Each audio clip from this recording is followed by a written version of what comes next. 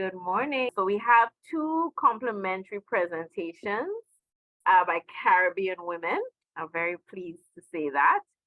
And let me just briefly introduce them. So Ms. Karen McDonald Gale is the Chief Executive Officer of the Caribbean Biodiversity Fund, which is the regional umbrella environmental fund that is used to facilitate innovative solutions and consolidate regional conservation impacts.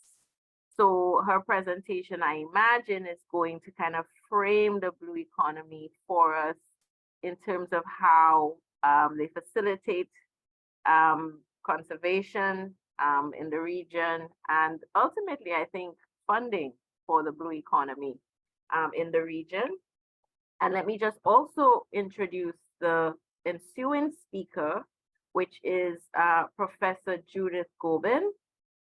She's a professor of marine biology and head of department in the University St. Augustine campus of the West Indies, the University of the West Indies.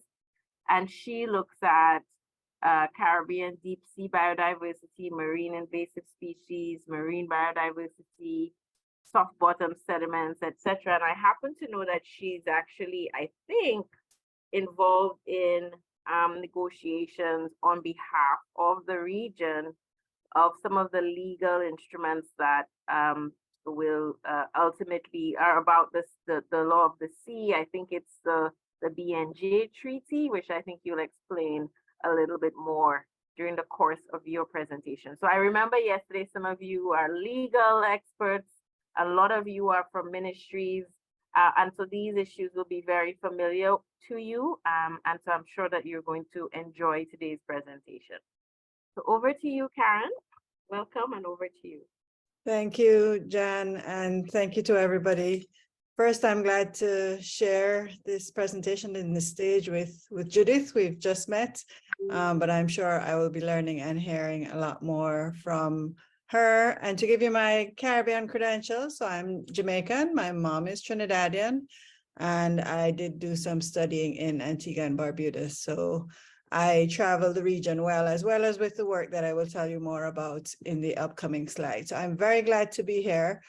I would characterize my presentation as, I want to make sure I'm sharing the right one. Yes, as some of the nuts and bolts of, as Jan has said, what to think about in blue economy in the Caribbean. And my apologies, I am recovering from a cold.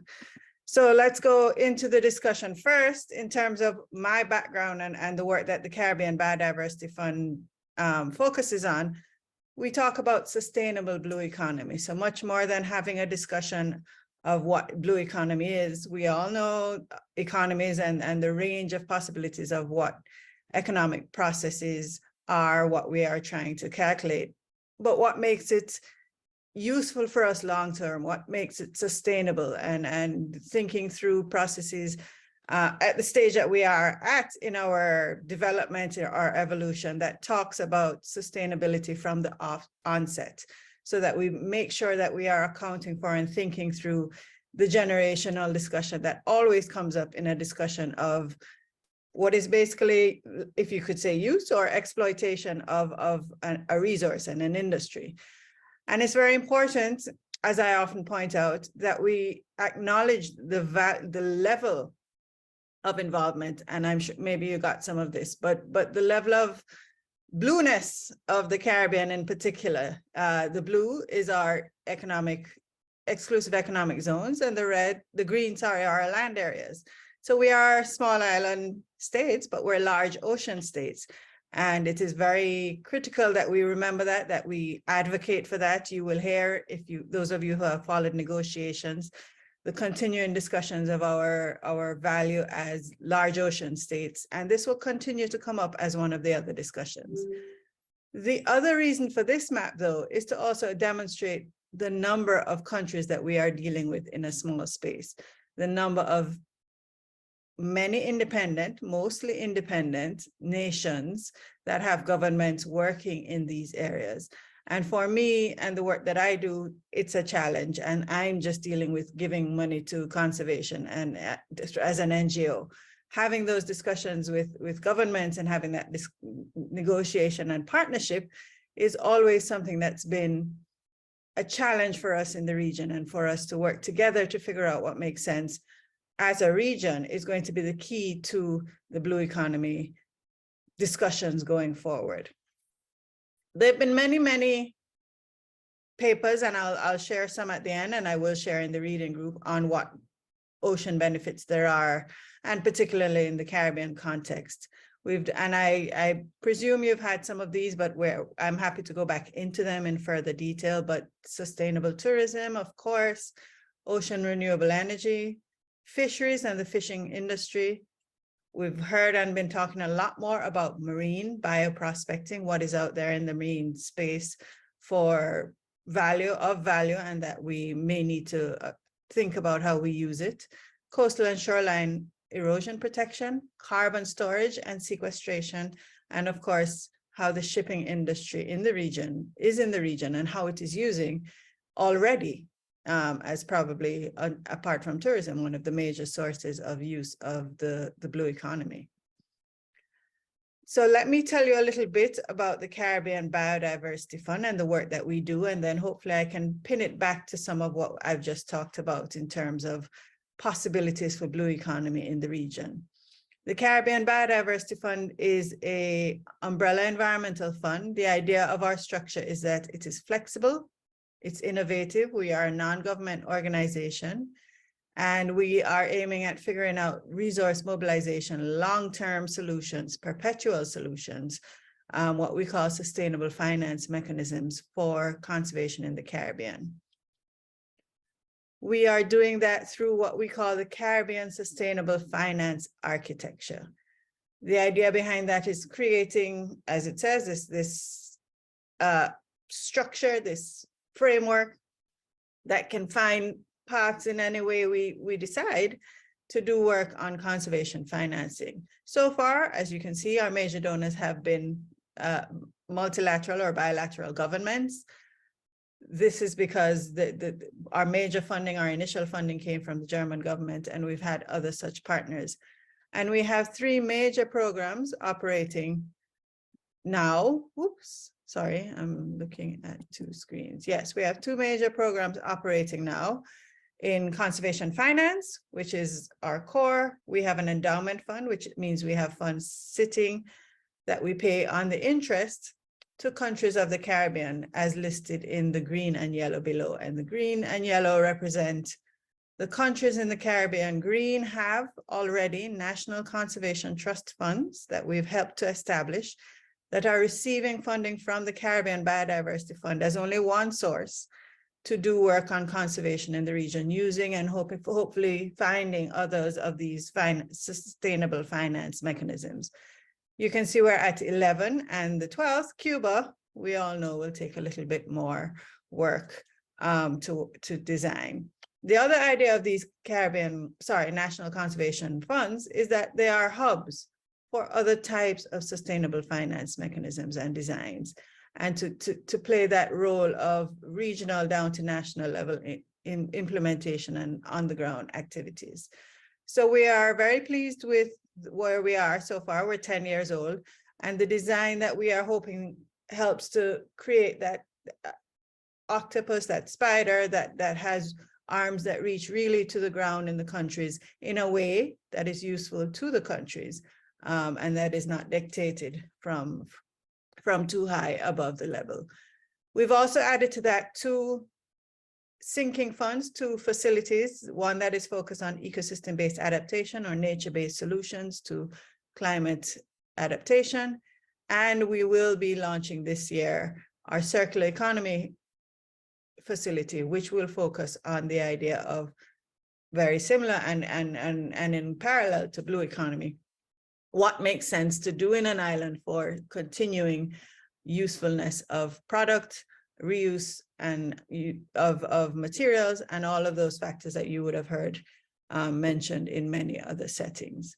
And I can go into detail in any one of these going forward. But that architecture is very important to what we want to promote, the idea that we have a flexible structure, that we can do regional, and we have the partners on the ground, the idea of economies of scale, which is going to come up again in a blue economy discussion, because the concept of us going in individually as countries has shown that it is not the stronger way to approach how we look through some of these factors. And in particular, in the blue economy setting, our economies, we know it already, but more so in a blue economy setting, the economies of the Caribbean are very much and inextricably linked.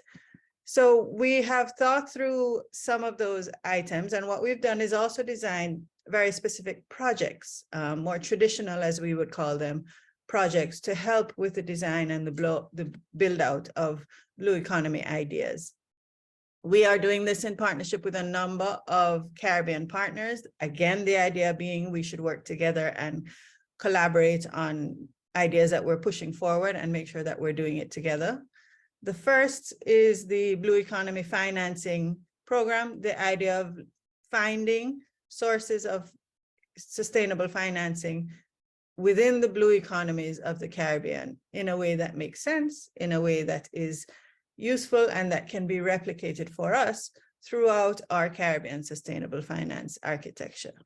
So there's much more on the Blue Economy Finance Program online, Caribbean Bluefin. Jeff, the Global Environment Facility that we are funded through, is very much a open organization. So the full project is there, but we have target countries, as you can see in most of our projects, that is needed just so that we can have some focus on target, and then we will learn and spread out from there in terms of what we'll be doing.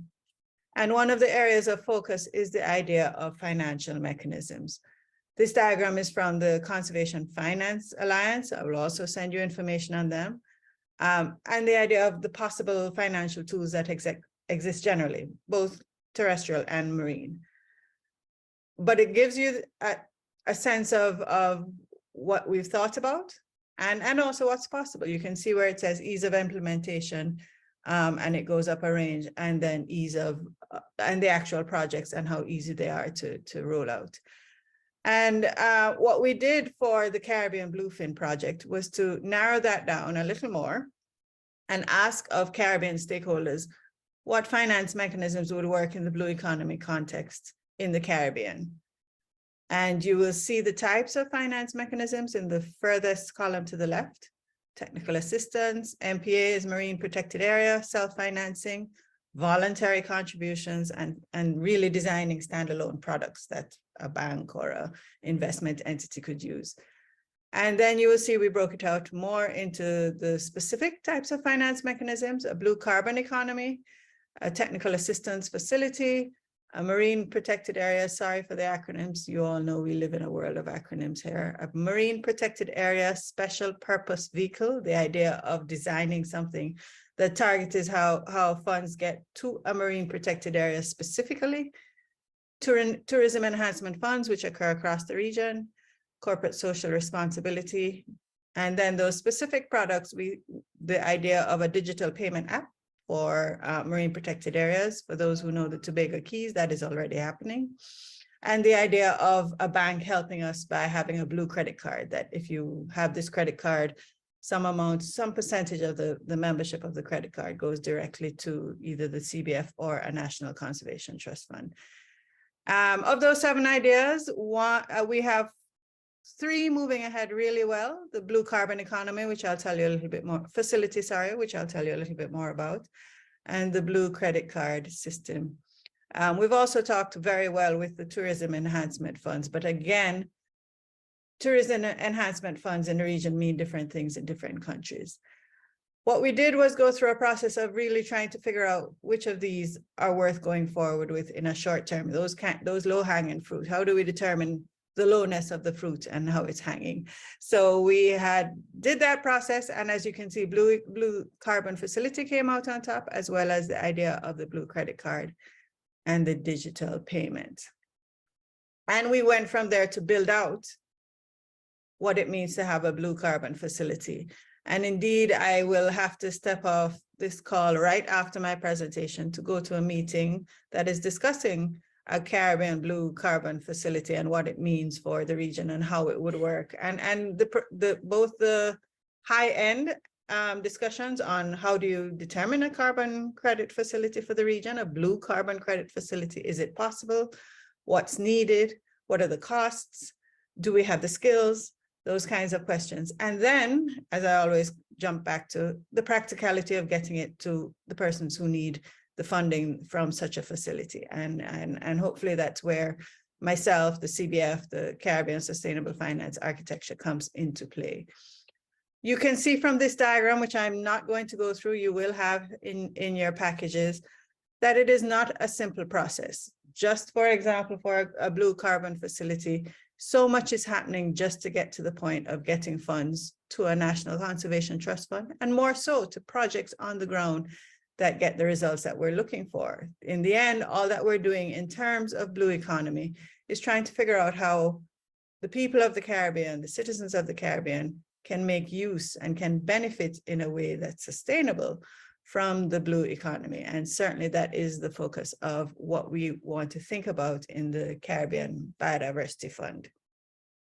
I also will only mention, because I see that Mr. Fevrier from OECS is presenting, the Caribbean Regional Architecture for Biodiversity project, which is funded by the French government, but particularly has a component on what is termed blue biotrade.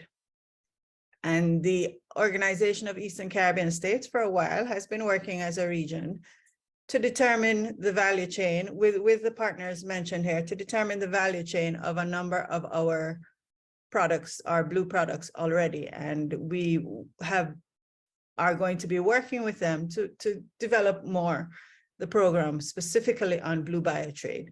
So one, blue biotrade is a first term to learn and research, and there's a lot more going on globally. But for the Caribbean region, the Organization of Eastern Caribbean States has started work. They've reached very far with the work they've done on Strumbus gigas, the queen conch, and its value and the value chain, and the idea of setting up, for example, a conch nursery and making sense of that.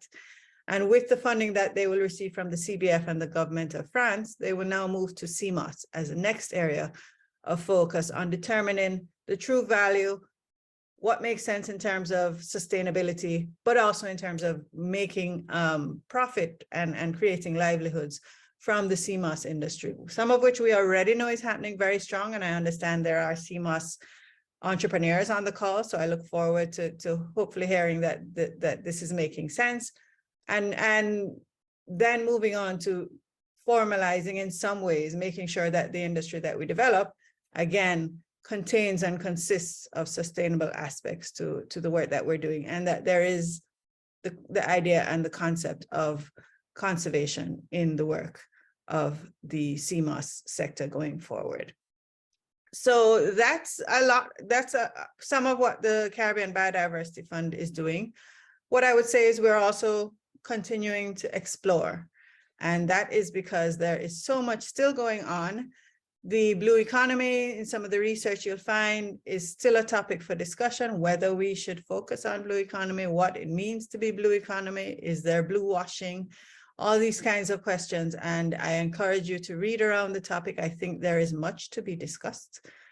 And I think for the Caribbean region, what we need to find out is how we make sure that we stay on top of the new policies that are coming out. We have the idea of balancing, and I hope the credit for the IDB shows up. This really is about making sure that the Caribbean factors are included in the international discussions on blue economy, and particularly that when the blue economy discussions are happening in and about the Caribbean, that we are at the table able to understand well what's been discussed and what we would like to see happen and what we would like to be clear we are not comfortable with in terms of future areas of focus. So this is from the IDB. I put it up to show that there's much happening and that discussions are well along. Numbers are already out there for those who are from the economy sector. And the question we really want to start asking is what does it mean for us in terms of business, natural capital, livelihoods, and drivers for innovation. Again, this is taken from a paper that's been done on the blue economy, and what, again, making it Caribbean centric and focused is important. The role of the governments, the international conventions, which I know Judith is going to go on and talk about in a lot more detail, is very important. The laws of the seas conventions, how we manage our borders for the insular part of the Caribbean, and then we have a number of countries in the Eastern Caribbean and in the north that have wider, beyond what they call the beyond the exclusive economic zone areas. And it's important that we make sure that we are able to represent for all of those areas. And in my estimation and in my space, it's very important in that regard that the Caribbean coordinate on some of those matters, and some of the bodies that I'm sure Judith will speak more about and value of the Association of Caribbean States and some of the partners that are involved in those are going to be important in making sure that we balance moving forward quickly with making sure that we put in place the information that we need and the capacity that needs to go along with some of the work that needs to be done. Some of the work that I've already heard and represented the Caribbean on blue economy has aspects that we really do not have the capabilities. Deep sea mining is new, and if we are allowing partners, players to come into the industry from outside the region, how do we contain that, and how do we make sure that it is to the benefit of the work that we are doing and the work that we want to do? And as I keep reminding,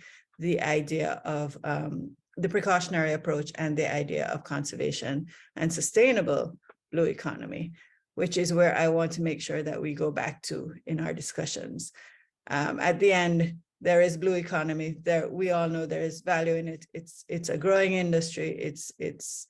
It's sexy at the moment, hot, as we say at the moment.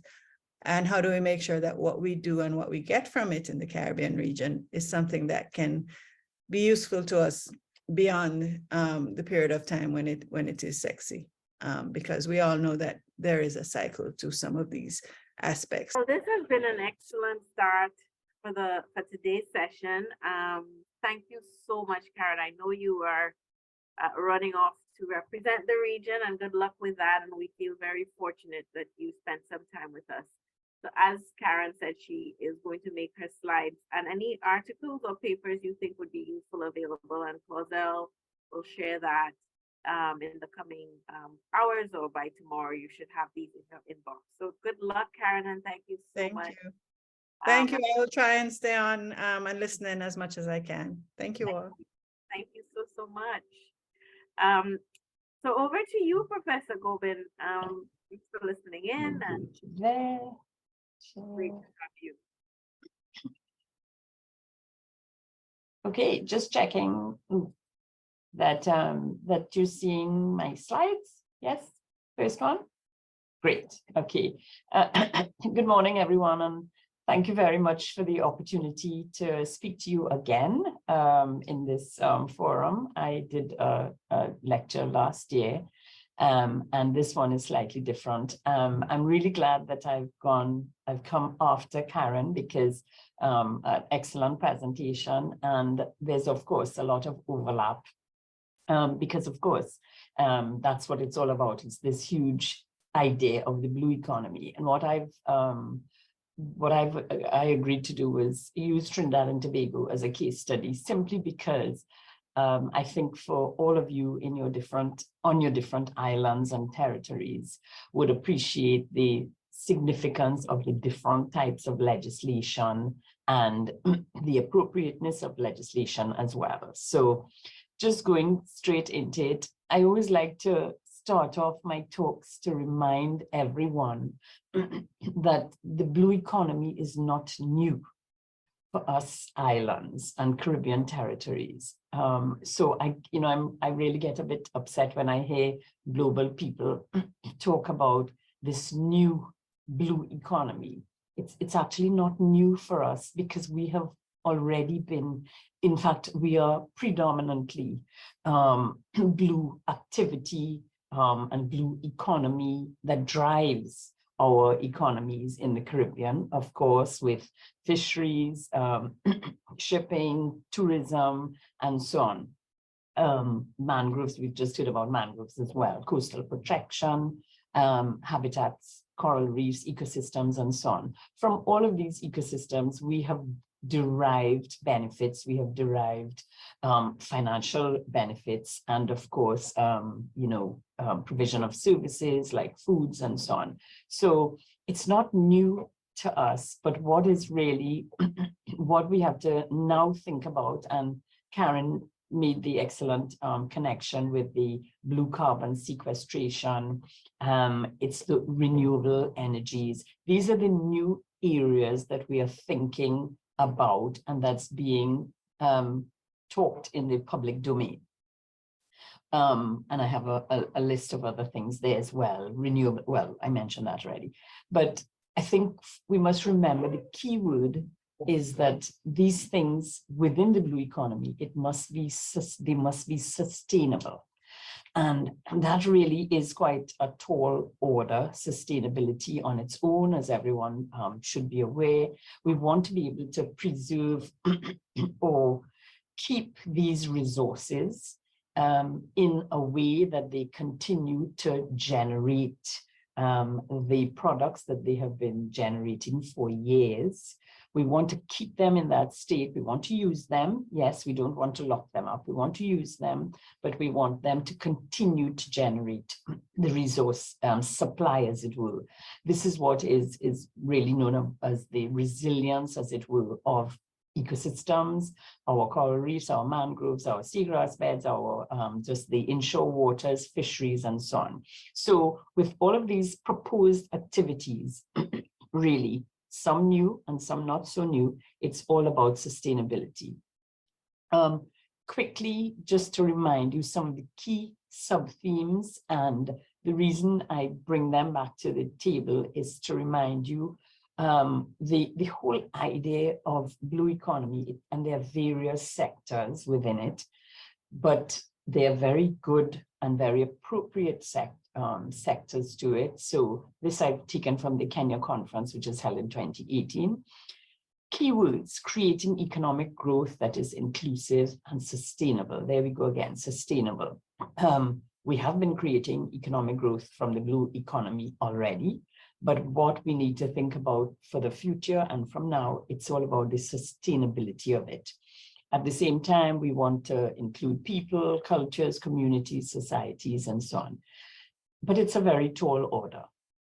If we have to continue employment, job creation, and there's always the keyword poverty eradication, key phrase, poverty eradication, which is of course key to Caribbean societies. We want this to be an all-inclusive, meaning all sectors of our nationals, all communities should be involved.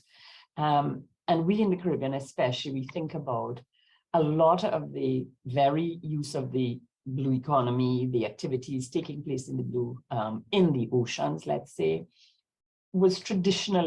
has traditionally been done by communities, coastal communities, and so on. So we need to consider that in moving forward in this development of the new sectors, new inverted commas that we are talking about, that we want to maintain that connection with communities.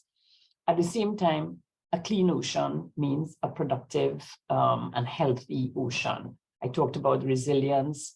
If we have a polluted ocean, it reduces the resilience of our ecosystems, like coral reefs, like the actual water that fish and so on live in. And therefore, the resource supply is going to be diminished or degraded. And that's not sustainable. So ensuring a healthy and productive overall ocean is very, very key to the blue economy. We know we've talked about smart shipping, ports, transportation, and we're talking about, you will note in some of these activities, it's about how do we improve on these things? How do we develop these sectors? There's climate action we need to consider now. We've always talked about agricultural waste management and so on. Again, a very tall order in the scheme of things. Building safe and resilient communities, and of course, this one is key to the climate change impacts, and especially so in coastal communities, and now especially so in small island territories like ours. So this has, of course, developed. It has gotten worse. We didn't know about these things, 25, 30 years ago, but with increased population, with increased development, with increased just the global economies and the sort of production of carbon dioxide, all of this excess, all of these things are now in the fore. How do we balance? How do we continue to do or to engage in all of these activities and engage in the new ones? At the same time, building safe and resilient communities, generating incomes, keeping this healthy environment. So using Trinidad and Tobago, I've talked about the biologically diverse ecosystems, and I know we are all aware of them. The coral reefs, seagrass beds, beaches, mudflats. We use all of these to generate a lot of income already, as I mentioned. And I need to include now the deep sea area, which to a very large extent is also a biologically diverse ecosystem, which we have only now recently, maybe since 2013 or 14, joined the conversation on the deep sea area and its contribution to the economics, the financial sector of island territories, and as well, very key to the discussion on the blue economy activities. Together, these ecosystems that we were fully aware of, and now the deep sea area, they provide a range of, we've talked about these as well, provisioning services, regulating, and the provisioning ones are the ones that are where the commodities are produced, that's food, and all the other activities like sort of the tourism activities, recreational, and so on, as opposed to the regulating ones, which are services that have more to do with maintenance of climate, for example, maintenance of the quality of the ocean itself. And we are aware that a lot of these ecosystems, coral reefs, mangroves, and so on, provide this protection. When we diminish or degrade that resource, all of these resources, or all of the regulating as well as the provisioning functions, that's what becomes diminished and really affects the financial, at the end of the day, financially, it affects us financially, as well as, of course, in terms of quality of life for people. Because, of course, it's directly related, as some of you would know better than I do. If you don't have the food on the table for a lot of communities, then it means you have degeneration in sort of health, and then that sort of extends into other areas. So overall quality of life is really maintained by these services in a general sense. Trinidad and Tobago has demonstrated and continues to demonstrate a commitment to ocean sustainability. And I say this in a very positive way to start off positively, and following Karen's talk, that we are party to key international conventions relating to the marine environment. And there's many of them. There's the CBD, the Paris Agreement, UN Convention of the Law of the Sea. We are signatory to the High Ambition Coalition. And we maintain a range of regional as well as national and global alliances relevant to the sustainable blue economy. And I've got a key reference in there, and it's a recent reference, which I will share when I share my slides with everyone. But if you just go to that website, you will see I've actually taken the list of legislation from that website, which I'm referencing. So as I mentioned, and I really wanted to use it as a case study because I have no doubt for each of our territories, each of you on this, in this room, your territory, your island, your territory has a number of these legislation, rules, policies already in place. I think when we think about, and I am glad that we talked about governance, because it's really governance of the whole blue economy sector, the activities. All of these bits of legislation are related in some way, either directly or indirectly. So for Trinidad and Tobago, and I've taken the opportunity to identify some of them. This is only a shortened version of what's actually in Appendix 2 of the document that I'm referencing. So we have water pollution rules, we have oil pollution. These are all the key things: tourism development, the Continental Shelf Act, Fisheries Act, a national biodiversity strategy. We've got marine areas, and it continues. We have an oil spill contingency plan. We have a climate change policy. So we have all of these documents, and we also have laws and policies currently in draft, and very key to the blue economy: shipping, the marine pollution bill, the ecotourism policy. And before the Parliament, we actually have that shipping bill of 2019. We have a fisheries management bill, and we have very importantly, an integrated coastal zone management policy framework. It's been in the making for quite some time, but it has not been passed or approved yet at that level. So I took the opportunity to pull these out to show you it's a lot. We have a lot. But can it be done? What we're aiming to do, inclusive and improving the lives for all, harnessing renewable energy, that's a new one, having a sustainable fishery, all of this with an increased population, creating jobs, conserving marine life, protecting coastal communities. But at the same time, we want to engage in these various activities. Can we truly balance these activities where, of course, some may be incompatible? For example, smart shipping ideally we should be using smart shipping, but at the moment, shipping, oil pollution, effluents going out into our water systems that are part of our everyday activity. How does that relate to protecting coastal or conserving marine life and oceans?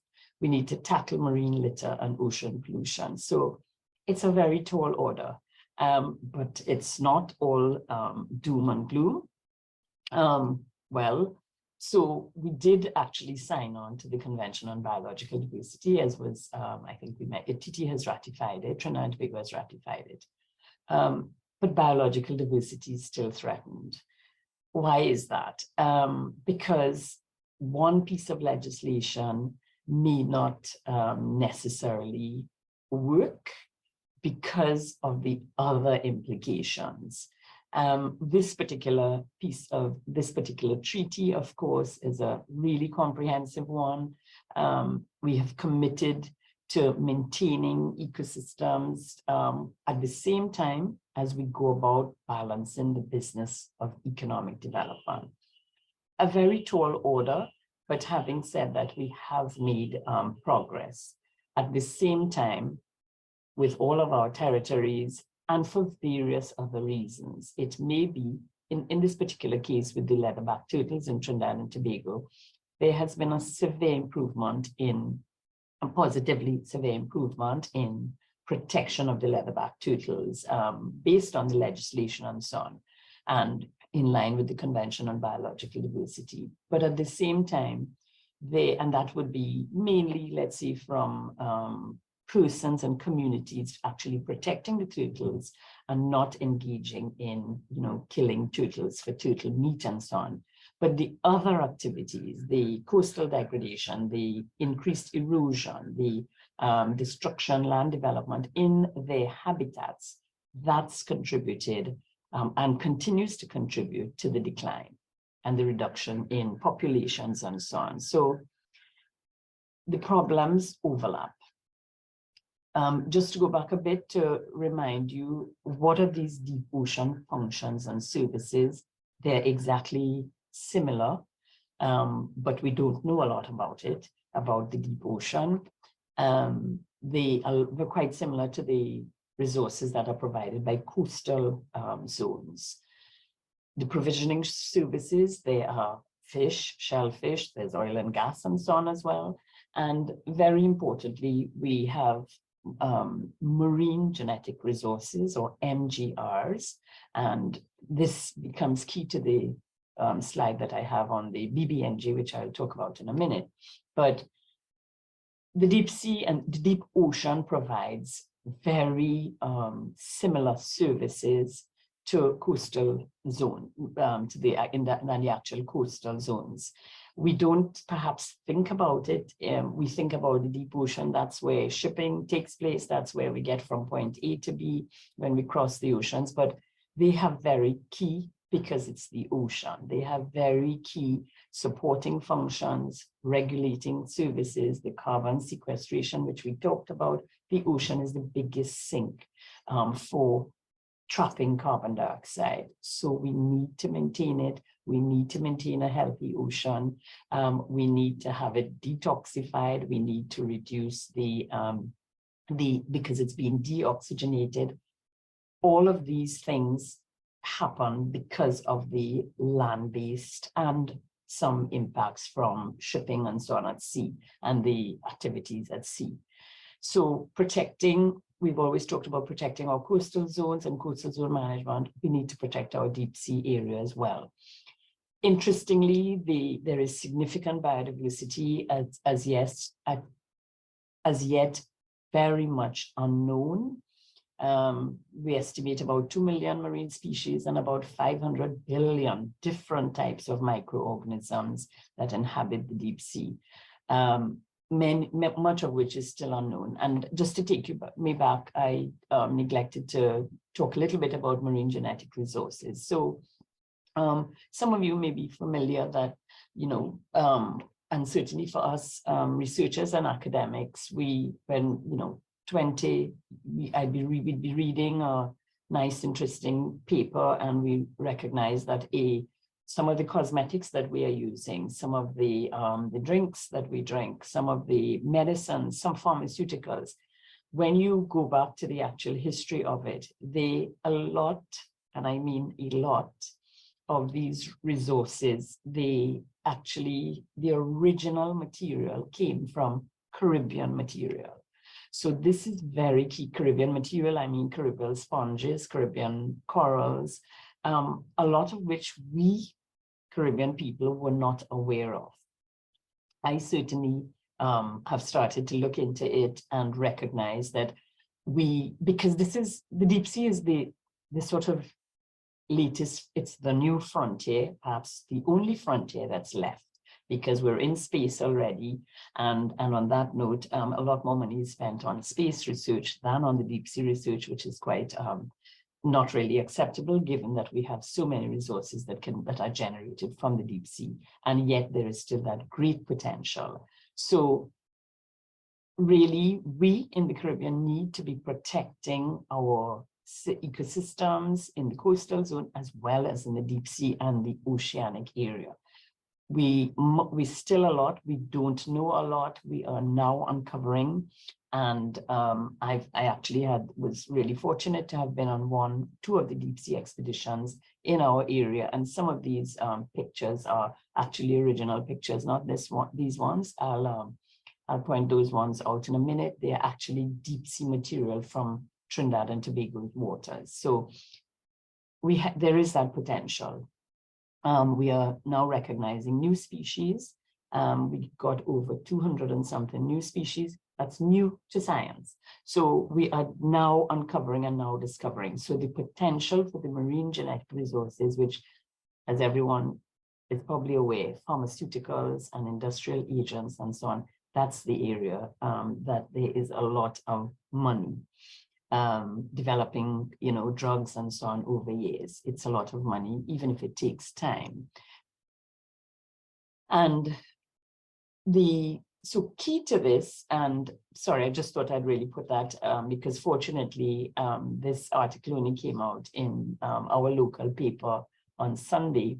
And interestingly enough, I was at, Jen mentioned, I am part of the negotiating team at CARICOM, where, and Professor David Berry is there at the moment. I went for the first week and he's there. The first week is really, we hopefully, we have our fingers crossed that there is going to be a treaty, hopefully, at the end of this week. So this is really, for us, history in the making. CARICOM negotiators and advisors, we had a very, and continue to have, because it's not finished yet, we're hopefully on the home stretch. The negotiations have been intense. We have a lot as small island territories to protect. And this is what we're trying to protect, pretty much what I've just mentioned. There are 4 areas being covered by this treaty, which are the marine genetic resources, and that one is key. There's something called area-based management tools, there's environmental impact assessments, and there's capacity building and transfer of marine technology. Basically, the treaty is being developed under UNCLOS on the conservation and sustainable use of marine biological diversity in areas beyond national jurisdiction. So that's outside of the EEZ. As I mentioned there, ABNG belongs truly to no one, but yet to everyone. In other words, we have a stake in this, and this is what the treaty is all about. And fortunately for us, the CARICOM group, the PCIDS group, that's Pacific SIDS, so the small island territories have been developing states. We have been making our voices heard, and I'm really pleased to say that it is so far going in the direction which we want. Now, bear in mind that developed countries can come into this area, which could be just outside our EEZ, and carry out an activity at the moment, and go about their business. Now, they can cause environmental harm. They can be going away with new marine genetic resources, and they basically can take resources that we should be having a share of, and they really are not transferring anything to us. So really, this is key to the conversation, that this must not continue. And I must mention here and refer to one of Karen's slides, which I made a note of, because one of the activities being pushed, as you can imagine, by developed countries is deep sea mining. As a researcher, as a Caribbean person, and as one of the key negotiators at this, we do not want and we do not support the blue economy activity of deep sea mining in our Caribbean territories. And I'm happy to go on record saying that it is very dangerous for us. It is degrading, because I have a slide yet where I talked about compatibility. Yes, I think so, where I mentioned compatibility. Deep sea mining is degradation of think about putting like a deep sea dredger in your deep sea environment. We're talking here 3,000, 4,000 meters where some of these resources lie, and basically just raping the bottom of the sea, just taking everything, causing severe environmental impacts. That's going to affect our fisheries, our water quality. It's going to affect the generation of the resources. So it's something we actually do not want to. I don't want to say that we are saying absolutely no to, but at the moment, I would say that we in the Caribbean need to be absolutely very careful. It is one of the most degrading activities that is under this blue economy hat that we really wish to stay away from at the moment.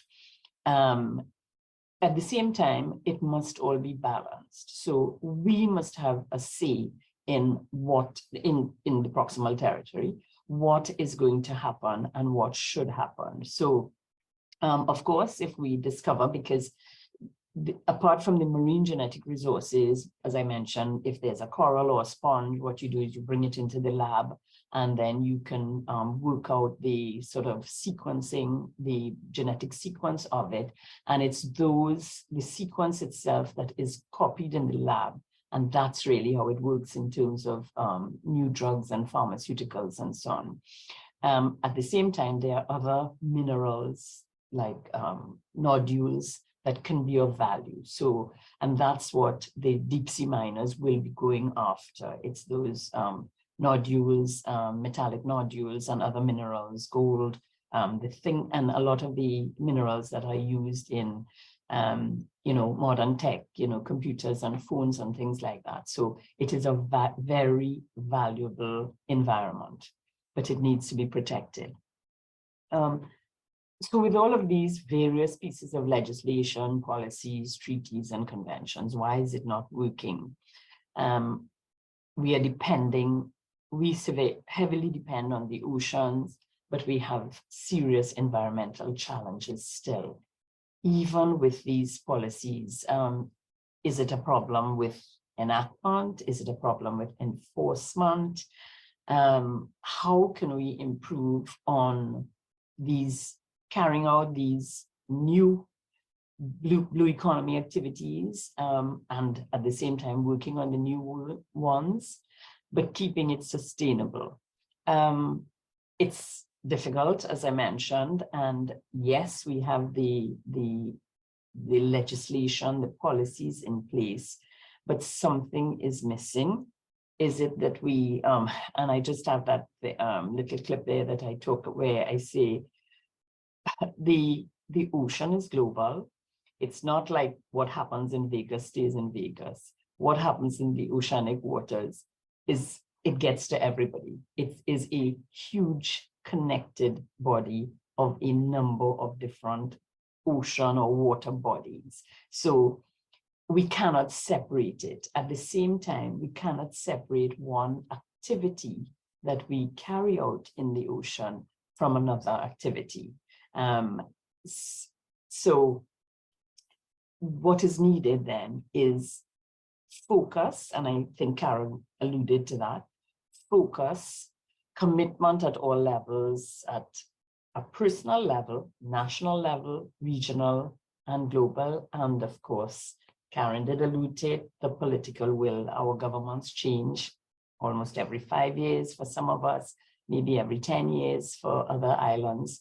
The political will perhaps sometimes doesn't get carried over into the new government or government body, but we need to have a think about the sustained commitment, and there must be a focus. And I'm very pleased that Karen mentioned, so at various governmental levels in the Caribbean, we do actually have this commitment that has been it's been where you have, for example, and she did mention Antigua and Barbuda having a Ministry of Blue Economy. And perhaps that's a good move. It's in the right direction, so that you can have a coordination or a coordinating government ministry, because there are so many sectors, so many diverse, incompatible activities that we need to integrate. So just how we talk about integrating an integrated coastal zone management plan, we really need an integrated blue economy plan, in my opinion, because of the connectivity. And so just to explain that, let's say we are talking tourism and developing tourism further, making it more sustainable.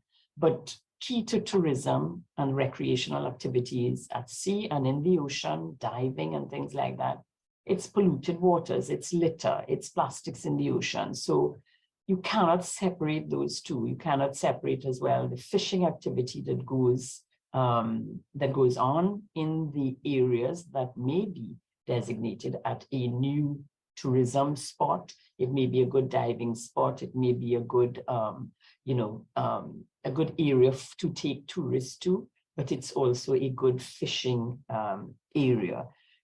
So that connectivity needs to be balanced. Remember, going back to the original slide about maintaining, it must be all inclusive. We must consider making it financially beneficial for all sectors in the in our nation. So we can't push one sector out and develop one other sector because it's something that we prioritize. So we have to be careful about what we prioritize and how we do it. So with all of these different legislation, we've got to think carefully about how to balance it. So we also are moving in Trinidad and Tobago towards marine spatial planning.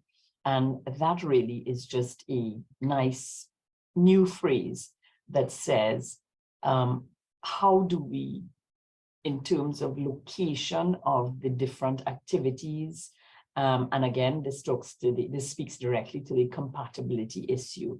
Now, most of us in our islands, the port is already in a place where the port is.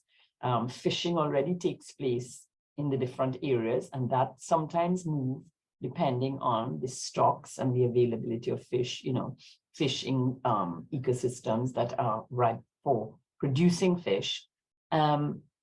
If with this new marine spatial planning that there's a lot of conversation about, when you are thinking about moving a port or relocating, let's say in Chaguaramas here, the peninsula, the Western Peninsula, Northwest Peninsula of Trinidad and Tobago, most of you, if you've visited Trinidad and Tobago, Chaguaramas is a lovely peninsula that is ideal for development of blue economy activities.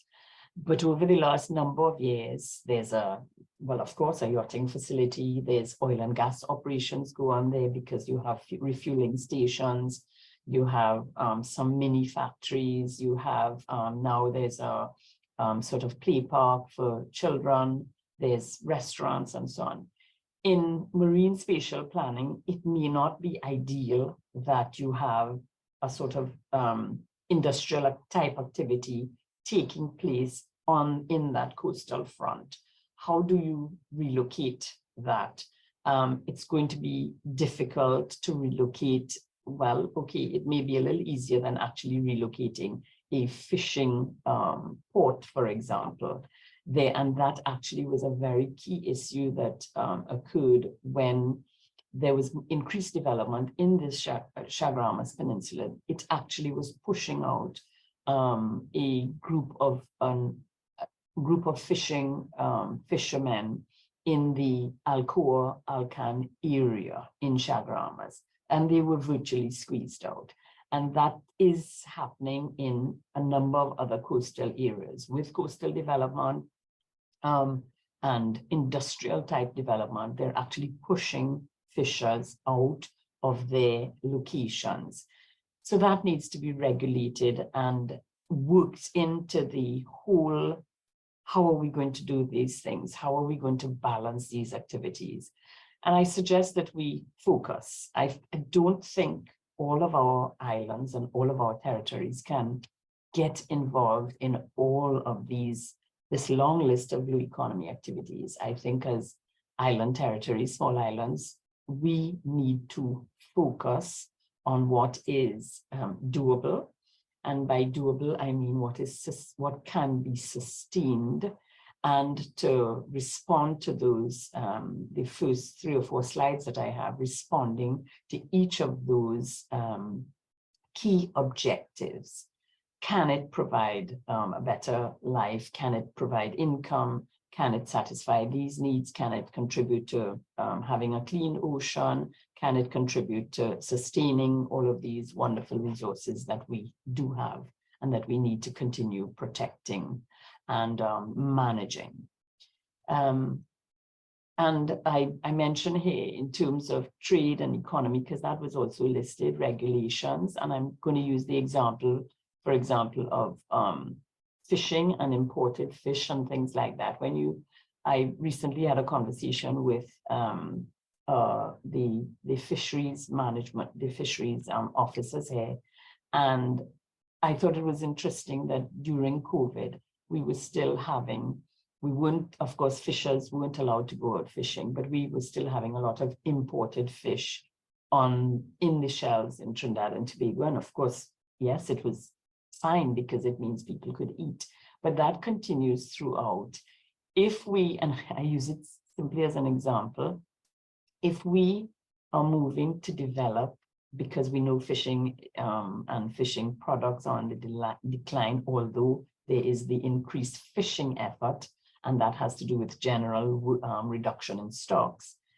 If we continue to have imported fish on the shelf, as we do with other imported foods, how can we expect the fishing industry to thrive or to improve or to increase to the level that we need it to increase, because we need to make it viable and sustainable at the same time. There's also, that's something that we need to balance in terms of trade and economy. And then there's also things like the invasive threats. And I'm almost finished, Dan, I see you turning on, invasive threats. So in Trinidad and Tobago, and I'm sure in a lot of other territories, you can practically import anything that you want to import, meaning, and the example I use here again is of fish. So you can purchase fish eggs internationally, you can get it delivered to your door. And we have stories of people, this is freshwater fish that we have people in the aquarium, they want to have this fish. Of course, it comes through the pet shops and so on. And then it's released into when you release those eggs into the waterways, they thrive. And that's how a lot of invasive species come into our territories. So just those quick examples. I talk about putting our money where our mouth is, private and public investment needed. And we could use the case of plastics. I raised it with when the Massey group, which I know is up the Caribbean as well, when they introduced the use of plastic bags. And I thought, right, great move, rather paying for plastics, great move. But at the same time, so you're making one great move, but on the other hand, the shelf is full of plastic water bottles. But that is an arrangement that they have with the producers and so on. So it's really incompatible. And where do we draw the line? Right, so that's it basically to say that our ocean is our world. We are all stakeholders. And thank you so much. And this is one lovely picture. I call it my purple octopus that's actually hopefully still alive in our deep waters of Trinidad and Tobago. And that's the sort of diversity that we have that we are only now uncovering. So thank you very much. Wow, Judith, you took us on a journey with your presentation and covered so much. I don't even know where to start. It was excellent. Thank you so much for that. And I know there's some lawyers here. They got what they needed. They're fisher folk. They got what they needed. And just to know what you're involved in at the level, again, of representing the region, but also advocating, it sounds like, domestically for change in the way we think about it and bring everyone into the conversation is really very important. So thank you so much. And anyone who pose a question or have a conversation with anyone should feel free. So let me start by introducing, again, please look at your bio page for their full accolades, but Dr. Claudia Contreras. She's the Economic Affairs Officer at the Trade, Environment and Sustainability branch of UNCTAD. And she looks at the interlinkages between the ocean's economy, environment, climate change, and trade and development. So really, really closely aligned with sort of areas of interest to the Caribbean. And with her, her colleague is Dr. David Vivas Ugui, who is the Chief of Section at Trade, Environment, Climate Change, the same division and Sustainable Development branch at UNCTAD. He also was a legal officer at UNCTAD before, and also worked at the ICTSD, and previous to that at the Mission of Venezuela to the WTO. So we have really, really well qualified, well known to the OECS and other parts of the Caribbean. I know in Geneva work very closely with these missions. And so we're really, really pleased to have them. So over to you, David and Claudia, for your presentation. And let's just place as a marker half an hour for your presentation. I know it's not a lot, but I'm sure you can do it. So over to you. Thank you, Jenny. I will start. Well, good morning to all. Good afternoon from Geneva. Today, we're going to present some recent data on the blue economy in terms of trade, as Jean-Yves mentioned, in terms of impact of COVID and emerging sectors. That is what I will present in the first part, and then David, my colleague, will present some recent trends on regulatory issues related to the ocean economy and on our work on plastic substitutes. That makes the point, David, right? We're going to be talking about. Okay, so first, let's start with some current trends on ocean trade. So last year, we launched novel classification. We did the study to develop the categories in 2020, but the first time that we launched with data was 2022. And we have developed this categorization to measure the level of trade of goods and services of the ocean-based economy sectors. This is a novel data that was not available before, and we are working currently on updating the data and put it online with the most recent information. We hope to have it by a couple of months, maybe May. We're going to do a launch. So first, I'm going to show you what type of goods or services were included in this classification, and then I'll show you some preliminary results. So we consider goods and services from marine or coastal origin of origin and use. So those that are harvested or sourced from the oceans. We developed the categorization in 2020, as I mentioned, and the estimates are currently for 2018. We have 3 categories of information: goods, services, and energy. Each category is divided into chapters. So in total, we have 52 subsectors. We go into detail of 3-digit level. In HS code 6 level for goods, and CPC and W20 120 for services. The system measures flow, value, and volume, but doesn't measure whether there's sustainability. We hope to work on that in the future. We measure sustainability the other ways, but in our work in different ways. You know, we use our ocean pillar. That is like a methodology where we work for our technical cooperation programs that, my colleague from OECS will talk later. And other categorizations like the UN Compact Sustainable Oceans Principles and the 2020 UNCTAD Biotrade Principles and Criteria. In line with these definitions, we only include tradable goods and services that pose a low, moderate, or moderate environmental risk. So we exclude industries that can cause problems to the environment.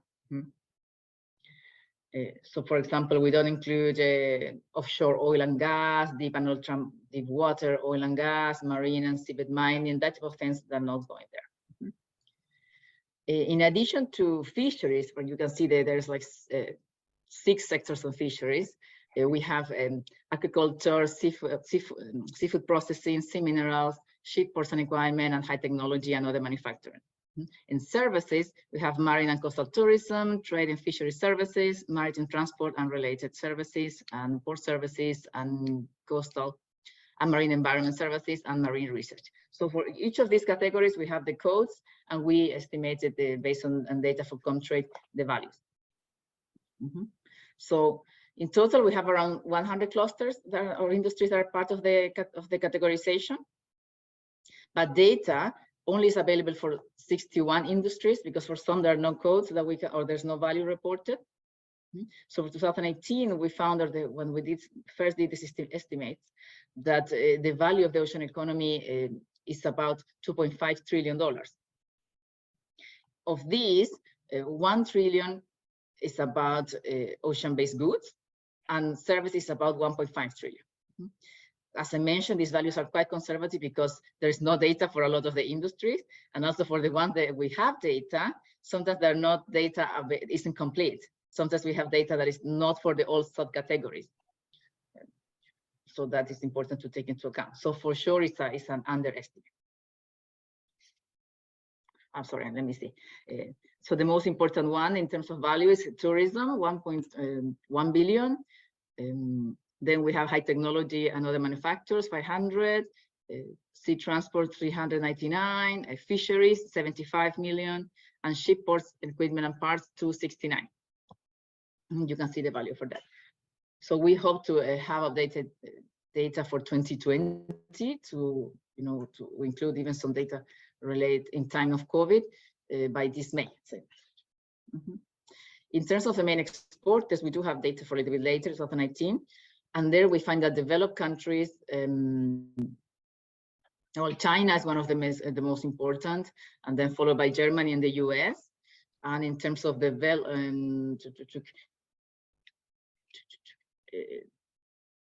European Union is by far the largest. I got confused here, sorry. Let me see. Well, the most important country here is China for sure, followed by Germany and the US. And then developing countries that are relevant include, well, India, Mexico, just that are the main 10 most important. For example, countries like Switzerland is relevant to mention because it's about the most important exporter, but mainly because of produces high-tech manufactured goods. So it depends on the type of goods that you are talking about, or the type of sectors that you're mentioning, who is going to be relevant. So even though it's a landlocked country, it's still there. Well, regarding to some sectoral trends, including COVID and some emerging sectors, I will focus here on fisheries and tourism and maritime transport. Regarding fisheries and aquaculture, we have found, based on data from FAO, that the global production in fisheries and aquaculture reached an all-time record of 214 million tons in 2020. This includes 178 million of aquatic animals and 336 million of algae. Of these, 112 million tons of production was derived from marine species, and the value of the fish harvest from marine fisheries and aquaculture is estimated in 406 billion, which includes 141 billion for capture fisheries and 265 billion for aquaculture. All this is data, most recent data from FAO. When we talk about the contribution of aquaculture to total fisheries, we know that the contribution has been increasing constantly from 13% in 1990 to 49% in 2020. In terms of global fish stocks, the FAO data for 2019 though shows that 1/3 of the global fish stocks are exploited unsustainable. In 1974, this number was 10%. So here we see a significant increase, mainly explained for the large capacity of fishing now, of vessels. Also, fish stocks are further affected by illegal, unreported, and unregulated fishing, which accounts by roughly 10 to 26 billion ton of fish catch, or kind of 10 to 22 billion if you can, in terms of revenue. Regarding the social impact, we have the sector directly employs around 58.5 million people in fisheries and aquaculture. Of these, well, 90% of all sea fishers and farmers are small scale operators. So this shows the relevance of the sector for these communities. And then of the 55.5, around 12.22 million are women.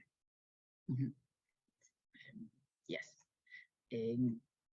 That is equivalent to the 20% of the sector direct jobs, but it's important because women represent over 50% of workers in the secondary activities, such as fish processing and distribution. In terms of COVID-19 and recovery, we find that during COVID, overall, the global fish production decreased by less than 5% in 2020, and marine fisheries only 1.9%. However, at the beginning of the pandemic, we thought the impact would be much higher due to the lockdowns and the closure of ports, the restriction of movements. These type of restrictions really affected fishing and post-harvest activities to the start of the, mainly at the start of the pandemic, because many countries consider that fishing was not a primary activity, essential. So at the beginning, in the first 3 months of the pandemic, most countries experienced very important declines in production, estimated between 40 to 8%. But at the end of the day, they recover. The sector recovered, even though the most affected people were, of course, the small-scale fishers, the communities. But then the demand for processed food as tuna increased, and fishers created new ways of delivering the products. We even have some experience of WhatsApp groups, are using Facebook to distribute the product. At the end, the retail sales that were very volatile, they bounced back, and the overall impact was not as big as we thought it would be. In terms of tourism, well, you know that there's no way of recovering the product there. If the expense doesn't happen. So during COVID, we found estimates from UNTAD that tourism fell 74%, with losses between 210 and 1.2 trillion, according to an estimate by UNTAD. However, recent data by the UNWTO, the World Tourism Organization, shows that recovery should happen to pre-COVID levels by 2023.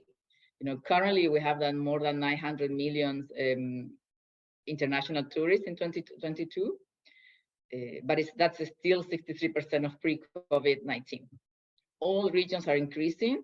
The recovery is led by Europe, that is over 80%, then followed by Africa and America, 65%, and the one that is just starting to recover now is Asia and the Pacific, because they had a strong travel restrictions that are just starting to lift.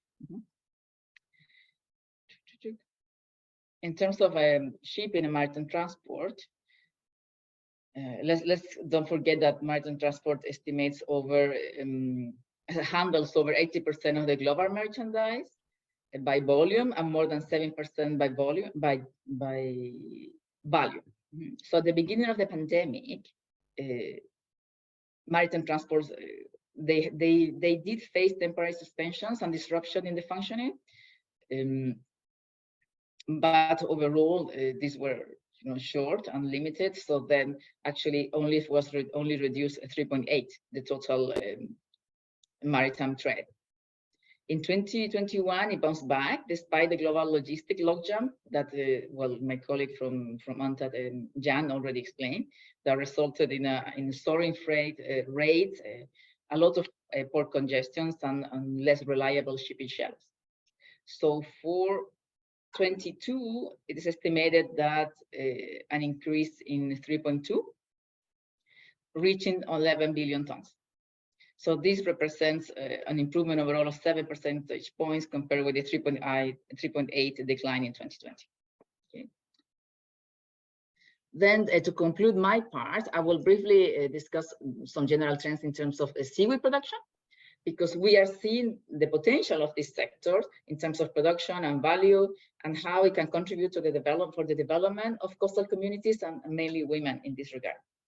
So the culture of algae, macroalgae or seaweeds or macro, is the second largest of the world agriculture. You can see that in figure 1, represents 28.9 in terms of volume and 5.3 in value.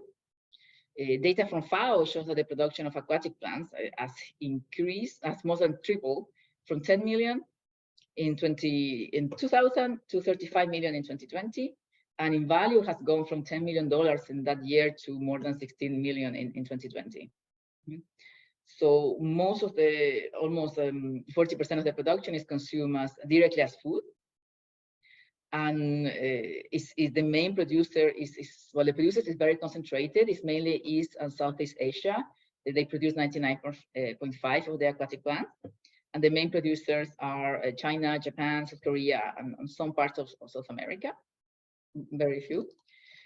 However, we see an increasing interest from other regions because there are potential uses. There's increasing, for example, for improved nutrition, for cosmetics, for industrial use, as packaging, and also for carbon sequestration. So it might have a potential interesting role for reducing carbon emissions. So we are completing a report on the development opportunities that CWAT can offer, particularly for women.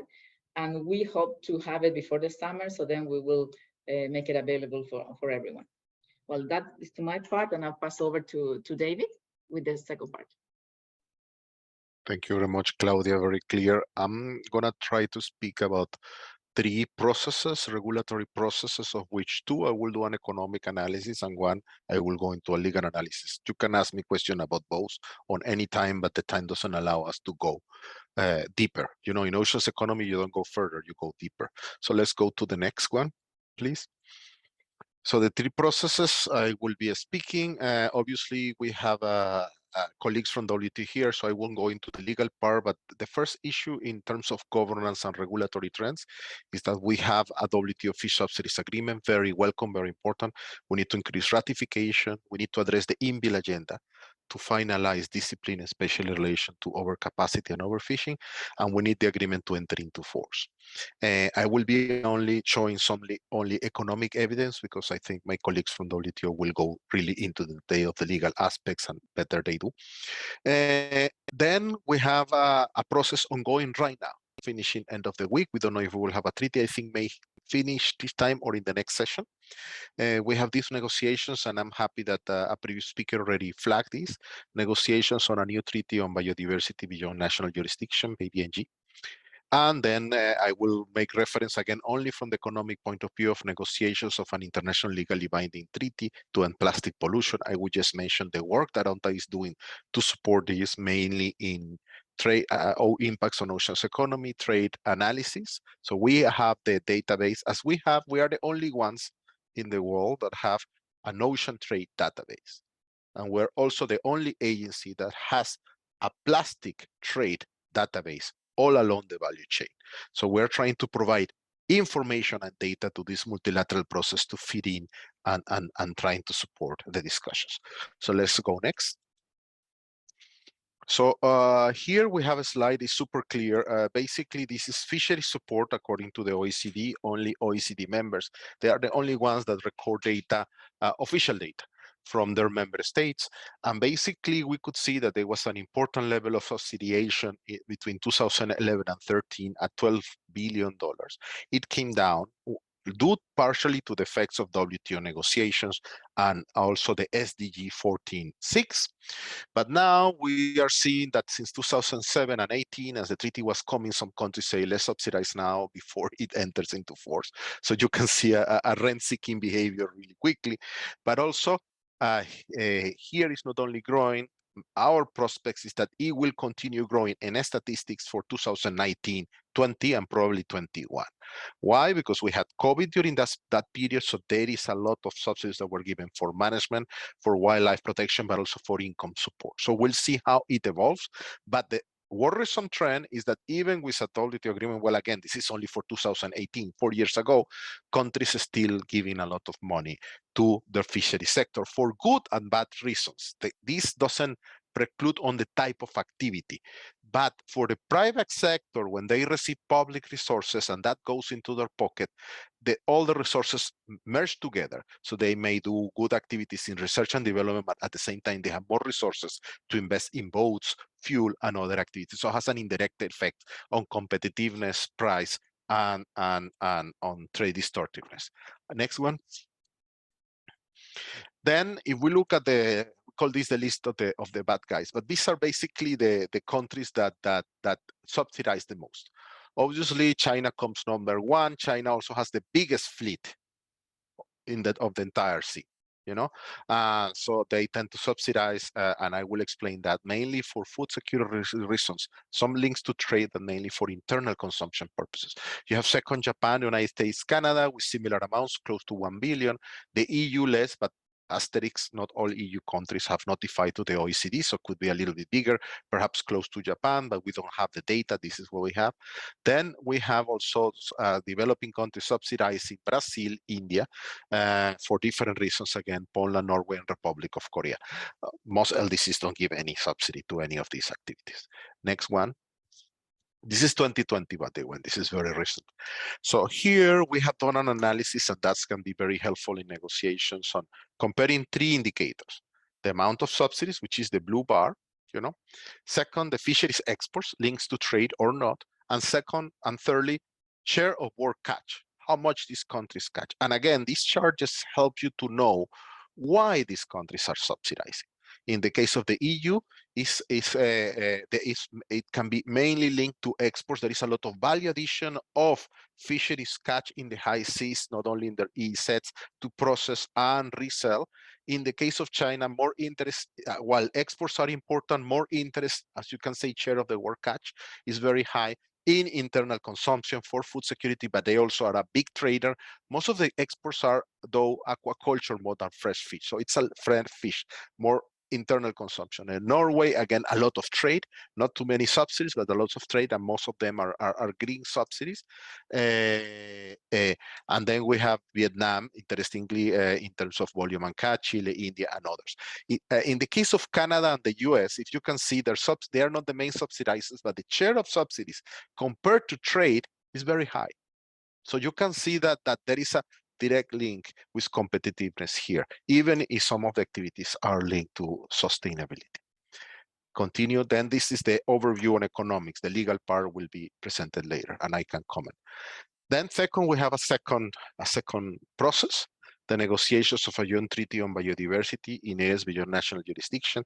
Again, here the objective is to ensure conservation and sustainable use of areas beyond national jurisdiction for long and short term. This is, again, as was said a few minutes ago, belongs to everybody and to nobody. So it's very difficult also to enforce treaties there. You can have many treaties, but they all depend on cooperation and goodwill by different countries. So it's a very difficult regime to regulate, but also a very difficult regime to enforce. And it is trying to fill certain gaps that come from UN clause that were never filled, especially in relation to marine biodiversity and human activities that may have an impact on marine biodiversity. And now, what's the scope of this process? The first is that the direct scope is the high seas and the area. The high seas is the water column, and the area is soil and subsoil in areas beyond national jurisdiction. So it covers both. So it can cover activities in the high seas under the freedoms of the sea, like fishing, cables, navigation, blah, blah. But it also touches about issues related to seabed mining, extraction of natural resources, sands, etc.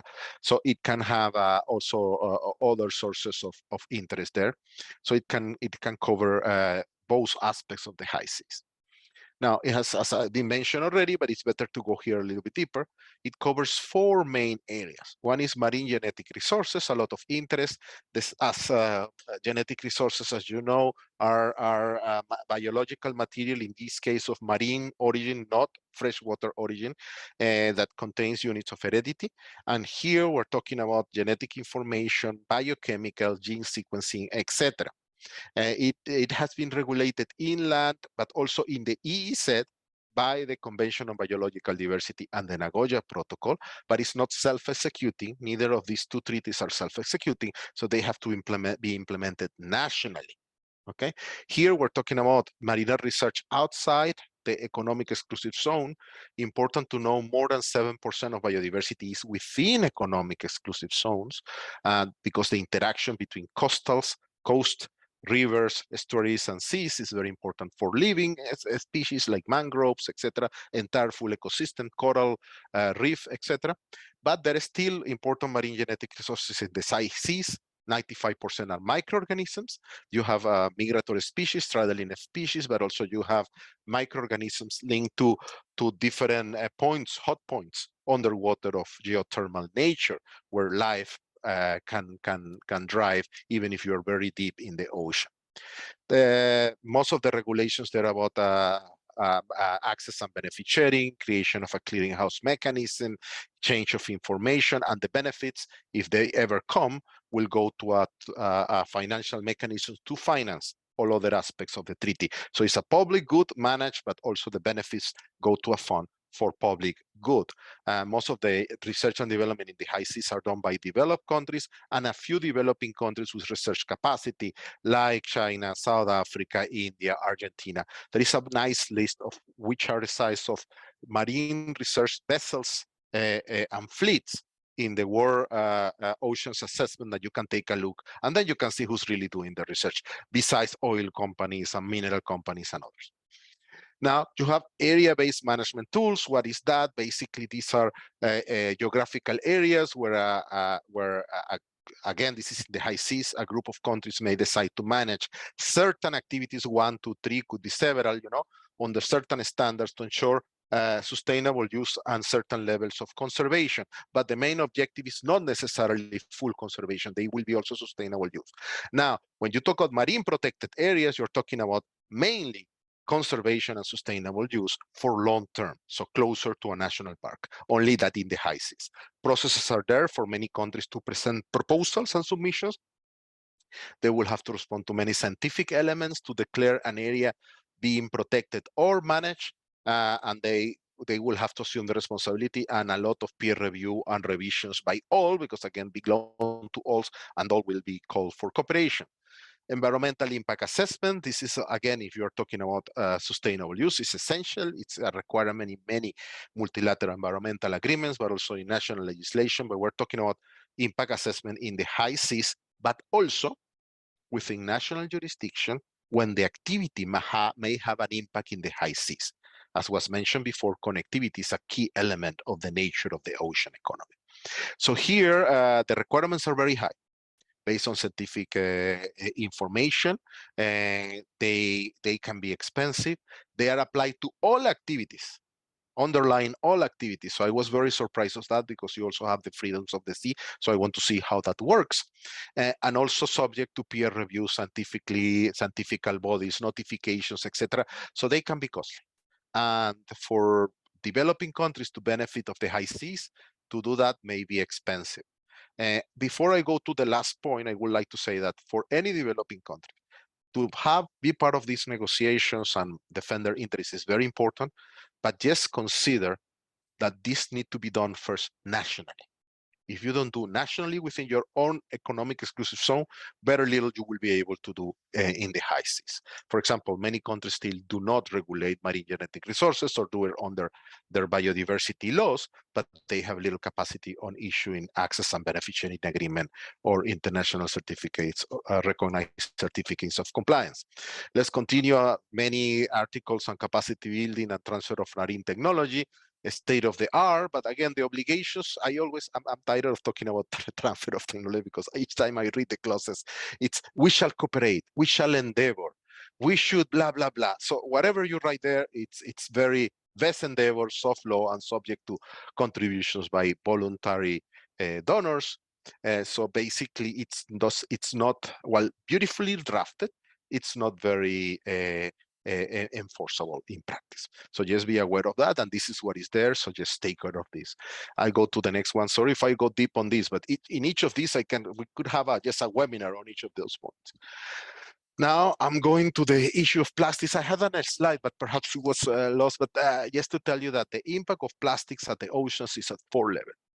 First, on pollution in terms of solid and chemical waste.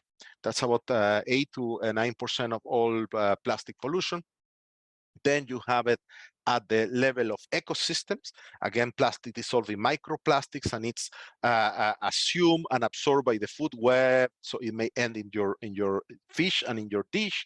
And there is already scientific evidence that is affecting humans and animals, especially in reproductive terms. Thirdly, it can have impacts on the species in marine fauna, and flora. and especially in the form of discarded and abandoned fishing gear, killing species, but also plastics waste can kill species, you know, because they eat it or they get strangled by it. So both pollution and abandoned fishing gear has a strong toll on marine fauna and marine flora, but mainly fauna, because these are devices are meant to kill, you know, that's the overall objective. So they keep doing it if you don't rescue them and get them from the sea, and they are done with nylon, a form of plastic. Finally, you have an impact at the blue economy level, because pollution affects ports, shipping, affects tourism, affects coastlines, reproduction areas, recreational activities, etc. So he has affects all levels. Now, according to ONTAC data, this is the database I mentioned, we all have become addicted to plastics. So plastics continue to grow all the time. There have been some moments we have gone a little bit down, but this is basically because of different financial or economic crisis or COVID crisis, but in general continues to go up in value and in volume. And this is very worrisome, because this is like the same that happens with climate change. It's very difficult to change the economic model we're trying to do with carbon. Now we're trying to do with plastics, and it's a very big shift for all countries, but especially in island development states, such as those of the Caribbean, as well as other coastal states in the Caribbean, the impact of plastic is very visual, very present. So we need to shift our ways of producing and consuming quickly. Next one, please. Now, what we have done in ONTAG is we say, okay, everybody, we were thinking, no, everybody's talking about bad products, you know, plastics, polymers, different type of plasticiders or different additives to plastics. That's mainly done by Basel on plastic waste, but also by Rotterdam on prohibited chemicals. So we say, it's always good when you have a discussion of what's negative, always on what's positive for trade purposes. And we discovered that most of the plastic substitutes available today that are of natural origin, biodegradable nature, compostable nature, or recyclable come from natural, plant, and also mineral origins. And most of them are not polluting. They may have an spec in disposal because they can create some waste, but they are not polluting by nature. And we have identified 282 HS codes that has given a total amount of 388 billion. If you look at the previous slide, trading plastic is 1.2. So about 1/4 of the plastic trade represents also plastic substitutes. Translation, plastic substitutes are non-polymer non-fossil fuel-based polymer materials. And we have identified products that are available in our countries that can be used now to substitute plastics, that include obviously cellulose, they include natural fibers. We have a beautiful case in Jamaica with Bambusa, and we work together with them. We're trying to bring Notpla, which is a seaweed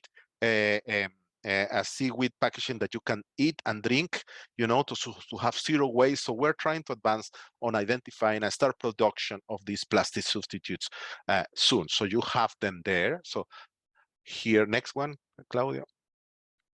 Here you have a closer look at trade, and we have realized that 2/3 of the plastic substitutes are raw materials, form of plant tree, minerals. I here I mean sand for glass, and aluminum for cans, you know, but you have also other natural fibers and agricultural products. For example, we have agricultural waste like bagasse that can be produced a lot in the Caribbean to do plastic substitutes. And you have other type of X-outs from agricultural products that you can convert totally in different type of fibers and material for packaging consumption or use of plastic. It's the same, you have raw materials, but you have products, finished products, again, glass bottles, aluminum cans, but also different jute bags, sisal fishing nets, et cetera, et cetera, et cetera. Next, please, Claudia. Then we have an important recognition at the UN Oceans Conference in 22 that oceans are essential as ecosystem for all the ecosystem service they provide, but also they are an essential mean for maritime transport. And my colleague Jan will go deeper into that because he's a super guru on the matter. And also global trade. We need basically 80% of all global trade goes through maritime transport. Connectivity is essential for small island states. Also, ocean-based goods are important for coastal and island states because we have reached the limits of what we can economically do inland. So it's a new frontier, but we need to do it sustainably. As been mentioned several times, the criteria for sustainability always have a cost, always have a challenge, always have a governance challenge, a regulatory challenge, enforcement challenge, and transaction cost. So we need to make it as low as possible, but also as environmentally friendly as possible. Next one. And then 5 takeaways: facilitate ocean trade and address hurdles, especially non-tariff measures. And we have many tariff peaks, especially for fish products, We need to ratify, finalize, and implement the WTO agreement on fishery subsidies. We need to finalize negotiations on a UN treaty on biodiversity in its national jurisdiction. We need to advance negotiation on a treaty on UN plastics. Again, you have 3 processes in the making. We cannot miss them. They are really important, really big. And finally, we need to scale up investment, access, and use of marine technologies. Transfer of technology is not going to come automatically. Usually come with investment, with capital, with knowledge, with education, as the University of West Indies is doing today. And finally, we need to build sustainable, resilient ocean supply chains in all senses: sustainability of extraction, but also emissions, labor, gender balance, etc., etc., etc. So with these takeaways, I stop, Madam Chair, and thank you for the wonderful invitation to always join my dear Caribbean colleagues. I'm also from the Caribbean, Southern Caribbean, a little bit less calypso and more salsa, but we're here. Thank you. Always lovely to have you, David and Claudia, for excellent presentations. My only regret is we don't have more time. I'm always rushing the speakers, and so over to you, Say. Thank you so much. Just 1 second, I am trying to share. Whilst you do that, let me introduce you properly. And I'll just introduce at the same time Jan. So I'm very proud to say that Say is the head of the fisheries subsidies work at the WTO. And I knew her when she just joined the organization. So it's really, really pride that I say that she's probably one of the youngest heads of divisions at the WTO, and responsible for a very important aspect of the work of the organization, which is the fisheries subsidies agreement.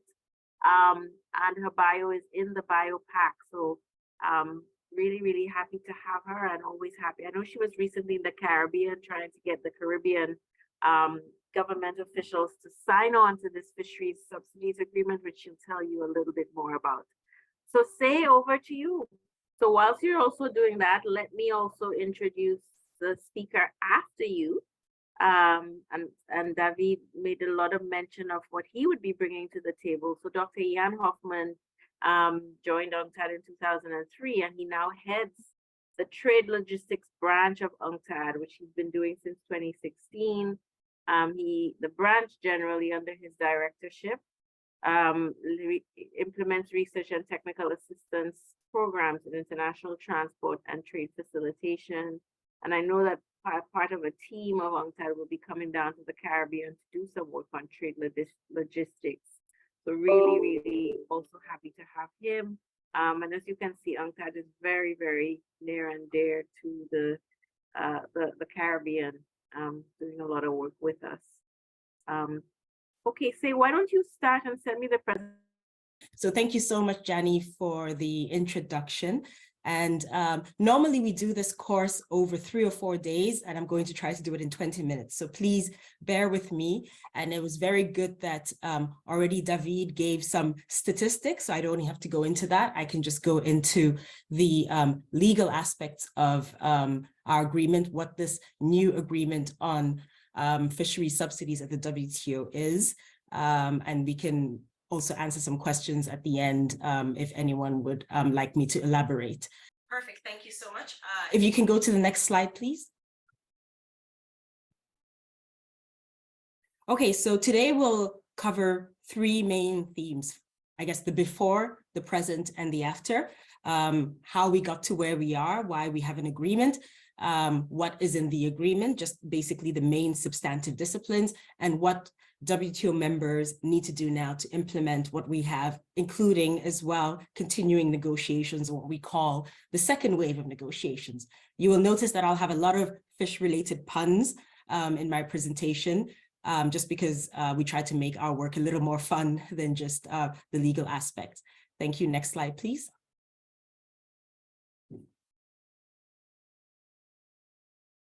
Okay, so just to give you a quick overview, as for those of you that are familiar with the work of the WTO and the legal text that we have, we do currently have an agreement on subsidies and countervailing measures. The main objective of that agreement within that has existed since the establishment of the WTO is to discipline trade distorting effects of subsidies, which means prohibitions on subsidies for exports and as well as import substitution, and also subsidies that have an adverse effect on trade between members. So the idea of the fisheries subsidies agreement is to build on the existing agreement on subsidies and countervailing measures by looking at the environmental effects of fisheries subsidies. The reason why members wanted to go into this was essentially, looking at the sustainability of our ocean and the numerous research that is out there that shows a link between the use of harmful subsidies to the detriment of our ocean resources. So due to this link via the research that has been done, the mandate was given to the WTO to negotiate disciplining such harmful subsidies. So I'll go into a few details of the history of the negotiations before we go into the actual agreement itself. Next slide, please. So this is our long and winding river to what we have now. These negotiations started in 2001 through the Doha mandate, the Doha development mandate, which was, a number of issues, including that on what we now have on the table for fisheries subsidies, was launched in 2001. And being that sustainable development is considered a developmental aspect, it was a key pillar as well in these negotiations. At that time, the members were seeking to clarify and improve what was already existing. As I mentioned, the agreement on subsidies and countervailing measures with a link to environment and developing members and least developed member concerns. There was some activity between 2001 and 2005. However, things really started to kick off in 2015, because then we received the political momentum. First, with the Sustainable Development Goals. So global leaders had decided to take on these negotiations as a priority in SDG 14.6, where they elaborated on the mandate that WTO ministers had given to these negotiations to target by 2020 the prohibition of certain forms of fisheries subsidies which contribute to overcapacity and overfishing. And I'll explain what that means in a moment, as well as subsidies, eliminating subsidies that contribute to illegal, unreported, and unregulated fishing. And of course, considering the development aspect of these discussions, then special and differential treatment was also considered a very integral part of those negotiations.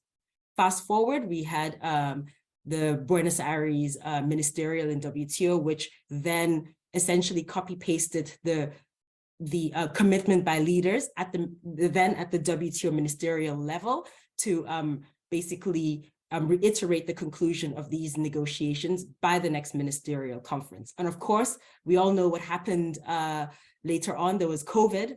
There was a lot happening in the world. So whilst our deadline per se was not met in terms of the date, because we first had a deadline of 2019 set by the WTO ministers, and then 2020 by the SDG target.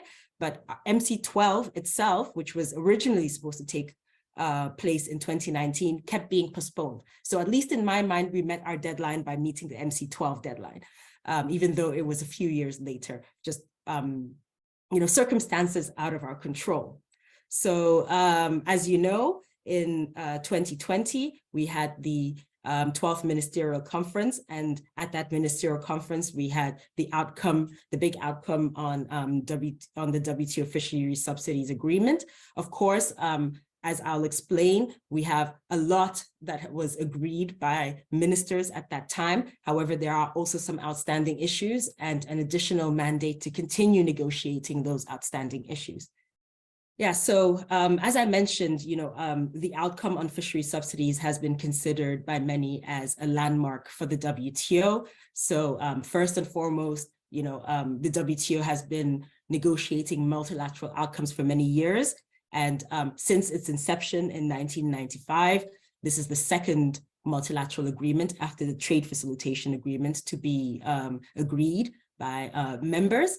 And it also represents a historic achievement, considering that it's the first WTO agreement with a focus on environmental sustainability. And of course, I'm sure in your course, you've heard of other environmental related initiatives at the WTO.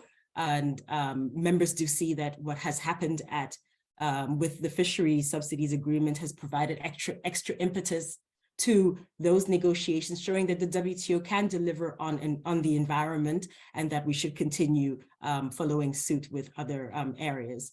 I think also David had mentioned some of these areas before. Next slide, please. So this is just a map showing the overall disciplines, just to give you an overview of what we're talking about in the current agreement that we have that was agreed at MC12. So we have the scope of the agreement, and just to clarify that the scope of this agreement is for wild marine capture fishing. So this is not inland fishing or aquaculture fishing. Second, we have these three main prohibitions within the agreement. We have a prohibition on subsidies to IUU fishing, a prohibition on subsidies to overfished stocks, a prohibition to fishing subsidies to fish in the unregulated high seas. I'll go into what these prohibitions mean, but I just wanted to first give you an overview of what we have. If you click next, I think a few more pop-ups will show up, Janive. Then we also have what we call other disciplines. So these are not prohibitions per se, but they are best endeavor clauses that take special care and due restraint, such as subsidies to vessels not flying the flag of that member, as well as subsidies to fishing on unassessed stocks. We also have some cross-cutting issues. For those of you that do work on WTO agreements, you know that we normally have the main disciplines, and then we have the cross-cutting institutional implementation type issues. So here we have then institutional arrangements, which comprise the setup of a committee in terms of looking at the implementation of the agreement, which will, of course, be established after entry into force of the agreement. And then we have the notification and transparency provisions, which inform the committee. So members would be required to notify certain information that would make this agreement operate in an effective way. And then we also have technical assistance and capacity building, which is there to ensure that those members that need it, particularly least developed members and developing members, could benefit from technical assistance with regards to implementing this agreement. The good news is that on the technical assistance side, we had in November the establishment of the fisheries fund. We call it the Fish Fund. It's a funding mechanism that would work like other similar mechanisms for other agreements in the WTO, in that developing countries and least developed countries could apply through project proposals for funding to implement some of these disciplines that I will talk about in a second. If you can click again, Janive. Then, of course, relating to developing members, we have some special and differential treatment provisions in this agreement. So, for example, in the substantive disciplines, we have 2-year peace clauses. What these are that for WTO developing members and least developed members,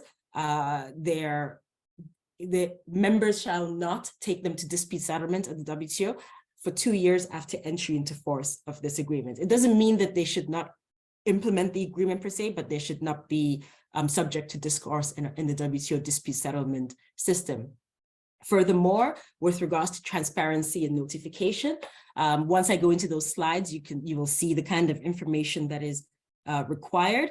There was a view by many developing members that already within the WTO, particularly when we're talking about the agreement on subsidies and countervailing measures, that notification requirements could be quite cumbersome.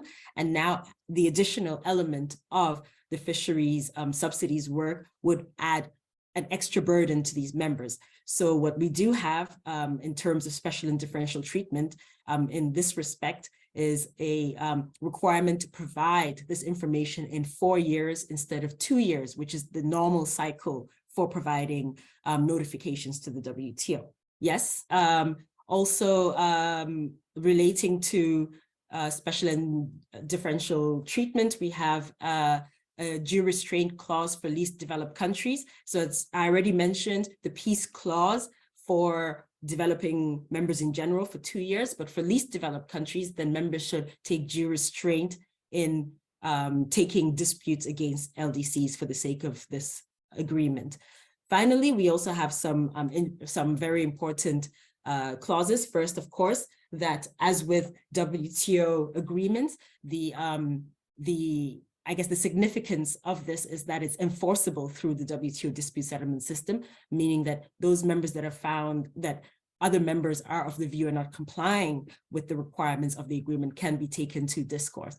And of course, as we know, in the WTO, dispute settlement is always a last resort. Like members are expected to implement in good faith. And we hope that through the committee process that members would be able to share experiences on how they implement this agreement. So now if we go straight into the disciplines, as I mentioned, we have 3 main disciplines. The first discipline is on the prohibition of subsidies to IUU fishing. So how does this work? What we have is 3 main actors. So these are the ones that can make determinations. In simple terms, what this discipline is the objective of this discipline is that if a vessel is determined to be engaged in IUU fishing, then a vessel or an operator, if I must say, they should remove the subsidy to that vessel or operator, the member that is subsidizing that vessel or operator. So, however, of course, it becomes much more complicated when you get into the details of this, but members using already existing customary international law, particularly the UNCLOS, on the rights and obligations of members within their different jurisdictions within the sea, basing this agreement on that model made it somewhat easier to be able to determine who can do what in which parts of the sea. So you'll see that what I have in this graph summarizes exactly who's responsible for what aspects of implementing the IUU discipline. So first, we have a number of actors that are responsible for making IUU determinations based also on, as I mentioned, the international law and their rights and obligations with regards to the different jurisdictions. So first and foremost is the coastal state. And the coastal state here is, of course, any WTO member that has a coast. They have jurisdiction to make an IUU determination for activities in areas under their jurisdiction. So this, for many WTO members, is within the exclusive economic zone of normally 200 nautical miles from the baseline of their shore. So the idea is that once that determination is made, a subsidy is removed. However, to ensure that that determination is valid for the purposes of this agreement, members agreed that the prohibition would only be triggered if the IUU determination is a final determination. What that means is that it must have gone through the full domestic process within that determining entity's jurisdiction with regards to how criminal proceedings take place. So it can't be just an assumption of IUU activity, but rather it has gone through whether you have a court system, a judgment, etc., and a fine has been given, for example, then that would be considered a final IUU determination. it should be then also based on certain due process requirements. This is just assurance for subsidizing members to know that due process was followed in doing IUU determination, that they were not arbitrary determinations for other reasons. So we have those procedure requirements that there should be relevant factual information, as well as the opportunity for exchange between the flag state, who is normally the subsidizing member, and the member that's making that determination. Then we have the flag state member. And for those members, it's for the determination of IUU for activities by vessels flying their own flag. So here the assumption is that the flag state is the subsidizing member. And with that, there's no need to lay out some procedural requirements for that. And as the subsidizing member, they would be responsible for removing the subsidy from that vessel or operator. And then finally, we have the RFMO, the Regional Fisheries Management Organization or associations. So as I mentioned before, the coastal state, it's the exclusive economic zone. The flag state, it's for their own vessels activities. And for the regional fisheries management organizations, there are a number of regional fisheries management organizations globally, and they're responsible for the management of fisheries within the high seas. So you may be familiar with some within your region, and you have some that are responsible for certain areas of the high sea, and some that have competency of certain species. So for example, if there's a tuna commission, considering that tuna are migratory species, they are responsible not just for a specific area, but for that tuna species per se. So for an RFMO or A, it should also be a final listing of that RFMO or A, and it should also be based on the procedures of that RFMO or A, and also other international law that is relevant for the establishment of and the conduct of those RFMOs and A's. So once one of these entities has made an IUU determination, then it is the responsibility of the subsidizing member to remove the subsidy. If you can click again one more time. So what is the responsibility of the subsidizing member? You remove the subsidy, however, you're also responsible for taking into account the nature, gravity, and repetition of an IUU fishing. So this is something that members discussed for a long time in terms of the proportionality. So looking at whether it's a small scale or a large scale fisher, how grave the infraction was, will determine exactly how the duration of the prohibition should be, whether it will be longer or shorter. It will just depend on exactly how serious the violation was. Members should also take due regard for information received from the port state. We do have a lot of WTO members who are members of the Port State Measures Agreement or who are in the process of joining. And also the subsidizing member is responsible for notifying the WTO on exactly the steps that were taken to eliminate those subsidies. You can move to the next slide, please.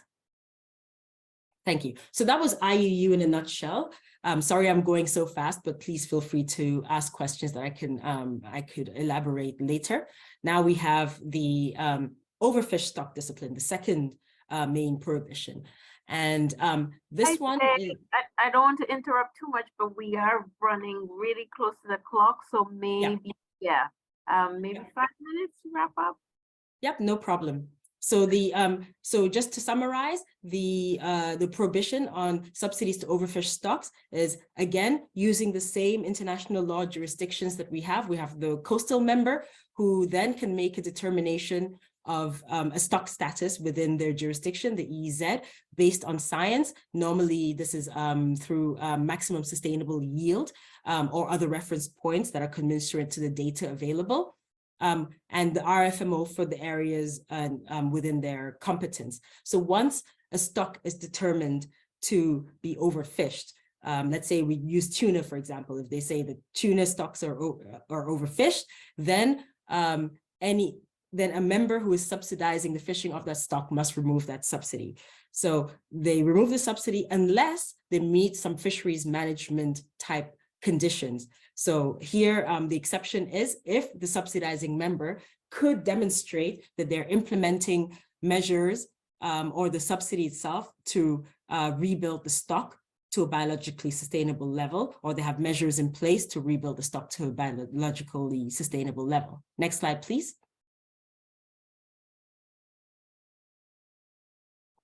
And finally, and this is a very straightforward prohibition, it's a prohibition to subsidize fishing in the unregulated high seas. So I already mentioned the high seas, that there are many RFMOs that are managing fish stocks, but there are parts of the high seas that are not being managed at all. And research shows that the unregulated high seas area are normally subsidized for distant water fishing, and that about 54% of this fishing in the high seas would be unprofitable without such subsidies. Considering the fact that there is no fisheries management happening in the unregulated high seas, members agreed to a straight prohibition, a full ban on subsidizing fishing in those parts of the ocean, of the unregulated high seas. Next slide, please. So just very briefly on what members need to do in terms of notification and transparency. This is a very important pillar in terms of the effective implementation of the agreement. So what we already have is the notification requirements under the SCM agreement. So what this agreement does is add to that notification. So first and foremost, upon entry into force of the agreement, all members must notify their memberships to RFMOs and As, and then within 1 year, they must notify any measures concerning implementing this agreement. So this also includes the description of fisheries regimes and policies. Annually, members should also notify the vessels and operators that they have determined to be engaged in IU fishing.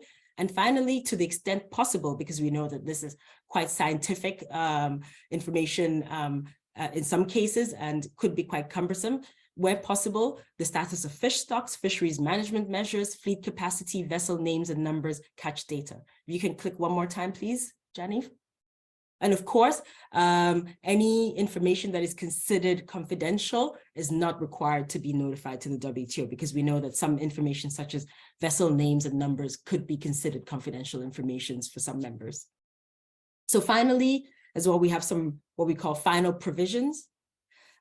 Here, I'll just say very briefly, we have one on territoriality, ensuring that if there are territorial disputes within the sea, which there are some big ones, that those will not be considered under dispute settlement within the WTO. And I guess most importantly, particularly those blue economies, is also an exception for subsidies for disaster relief. So we have some conditionalities for that, but if you are providing subsidies for disaster relief, then you're exempt from applying these disciplines. You can click on the next slide, please. So finally, as we finished on the actual agreement itself, this is just what members need to do now. So the most important thing, and already David mentioned this, is that members must ratify this agreement. That means depositing your instrument of acceptance. We need 2/3 of WTO members to deposit that for the agreement to enter into force. Then the whole machinery for implementing the agreement comes, which is the committees, the notifications, and also we do have a peace clause that the agreement would terminate if after 4 years of entry into force, if members do not adopt comprehensive disciplines, which I'll talk about very briefly. And then if you can click one more time, please. Or if they do not provide a comprehensive disciplines, then the agreement would terminate, or unless they decide otherwise. Next slide, please. So, as I mentioned, we have now unfinished business. So whilst we do have a current agreement, there are some issues that were left outstanding from this new agreement. And ministers did agree at MC12 to continue negotiating those with a view of having an outcome in the next ministerial conference, which would be MC13 in Abu Dhabi in February next year. So we have 1 year to resolve some of these outstanding issues. I have there listed what is considered the outstanding issues. You can see, just to say that really the big chunk of this work would be on disciplining subsidies that contribute to overcapacity and overfishing, with the associated special and differential treatment for those disciplines. That's really the going to be the bulk of the work. And of course, there are some other few areas such as the treatment of non-specific fuel subsidies, as well as transparency in forced labor that members would wish to discuss further. Next slide, please. And that brings me to my end. I hope that that was enough for all of you. I apologize that I had to run through that, but thank you so much. I'm sorry that we had to get you to rush at the end, but there's so much to be said and so much that you managed to put in a lovely, crisp presentation. So thank you so much. Over to you, Jan. So I introduced Jan already, so you 15 minutes, I hope. Sounds good. Can you see and hear me? Yes, we can.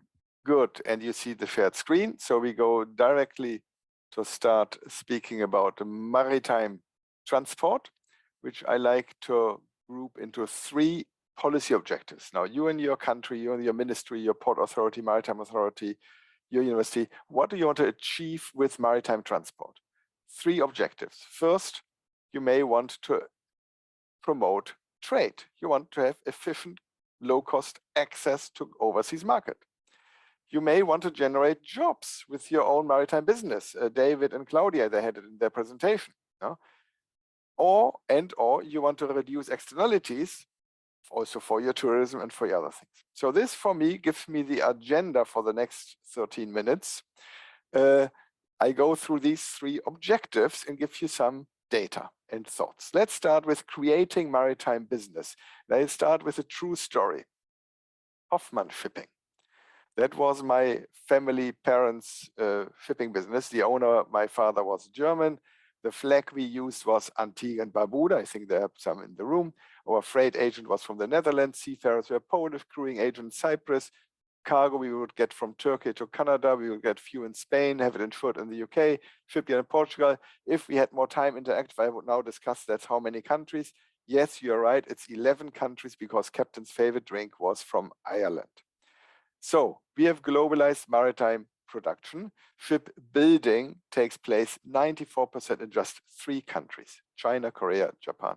The ship owners are largely Greek, Chinese, Japanese. The flags the ships fly are Panama, Liberia, Marshall Islands. If you add Singapore, Hong Kong to this, it's more than half of the world fleet, just 5 flags. The operators, many of the ships, they are owned by Greek, but then they put MSC or Maersk on the side. Just these 2 companies are 34%. And when the ships die, where do they go? They go to the beach, largely to India, Bangladesh, Pakistan. 90% of ship scrapping takes place in those 3 countries.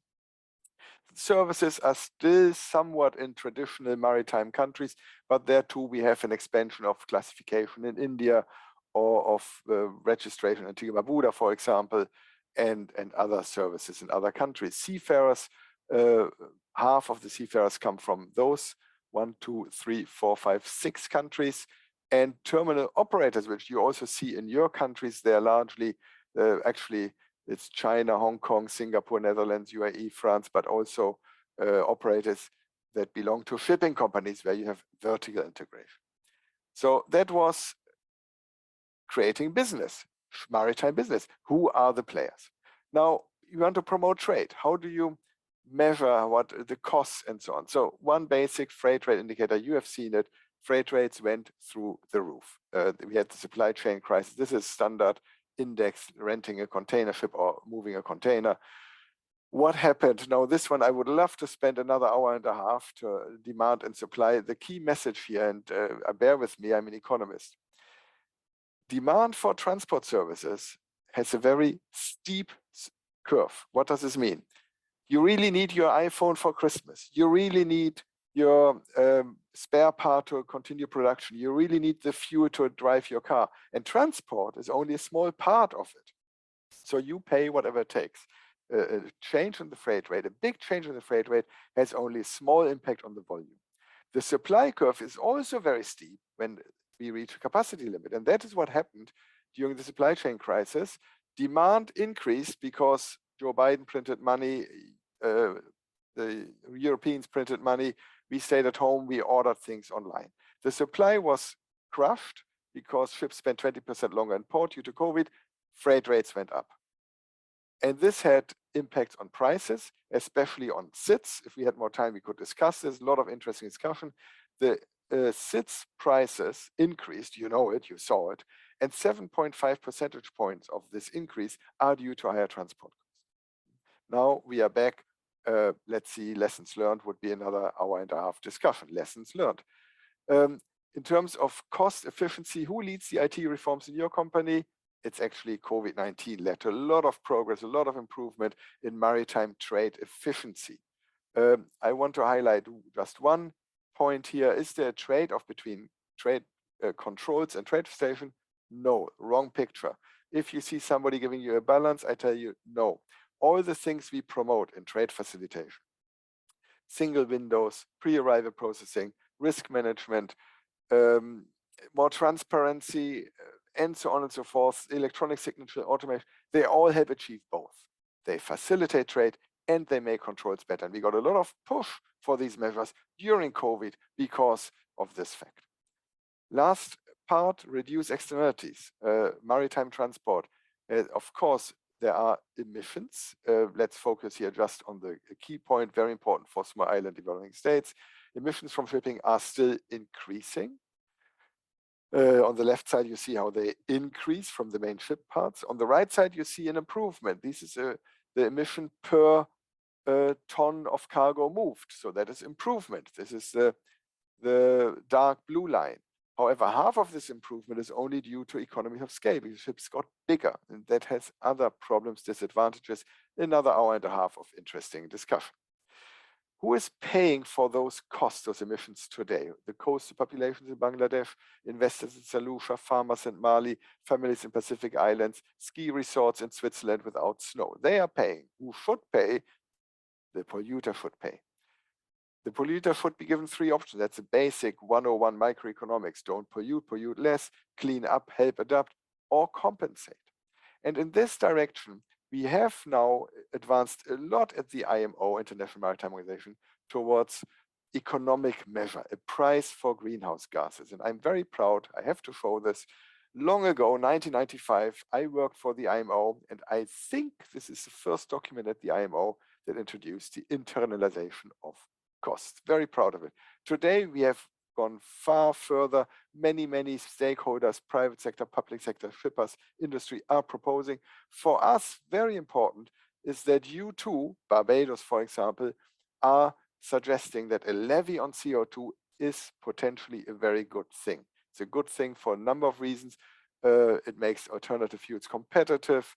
It encourages investment, and it can generate fund. If we just take those numbers, how much fuel, what does it cost? $100 per ton of fuel levy would generate $72 billion of carbon levy per year. Another hour-and-a-half of interesting discussion. I'm an optimist. Technological progress will never be as slow as today. Is it slow? No, it's not slow, it's fast, but it's going to be even faster. So let's be optimistic. Opportunity number one, for developing countries, there's an opportunity to be providers of alternative fuels. You don't need to dig out oil, but you generate, you distribute. Not everybody, but some developing countries have an opportunity there. Opportunity two, if we generate fund, we can invest those funds in port infrastructure, in trade facilitation, in shipping connectivity. And last but not least, I really see an opportunity to decarbonize shipping. It's a historical opportunity to be ahead of the curve. The maritime industry has a global multilateral framework under the IMO, which other industries do not have. So there is less risk of free riders and there's less risk of no global enforcement. So in conclusion, I've shared with you the maritime business, different countries participate in different businesses, promoting trade, the shipping times of COVID, and the need to reduce externalities. Thank you very much. Last but not least, please join us 5 to 8 March in Barbados for a Global Supply Chain Forum, where we will have a little more than 15 minutes to discuss these issues. That's 5 to 8 March next year, not this year, don't worry. Wow, yeah, and with German precision, you actually brought us back back to the time frame. You cut, I don't know what you cut, but nothing of the substance, I hope, was lost. I didn't cut anything. People are always afraid to say, oh, that is too many slides, Jan, you only have 10 minutes or whatever. I once at the WTO had 80 slides in 8 minutes. I don't know how you did it, but we are eternally grateful. Thank you so much, guys. Really did an excellent job. I don't know, I'm seeing a lot of information. Sorry, I'm hungry. I'm sure many of you are. We've been at it since 9 o'clock. So I was just, you caught me. And I'm sure a lot of people have gotten up and stretched, and I hope you do so. But we want to thank you. Thank you for that update. Thank you for the response to the questions. So Yuvan's bio is in your group of documents, but he's the senior advisor to the DG, and his portfolio includes trade and environment, Africa, the UN system, and international financial institutions, fisheries, and market access. It's a mouthful of things under his remit at the WTO in advising the Director General.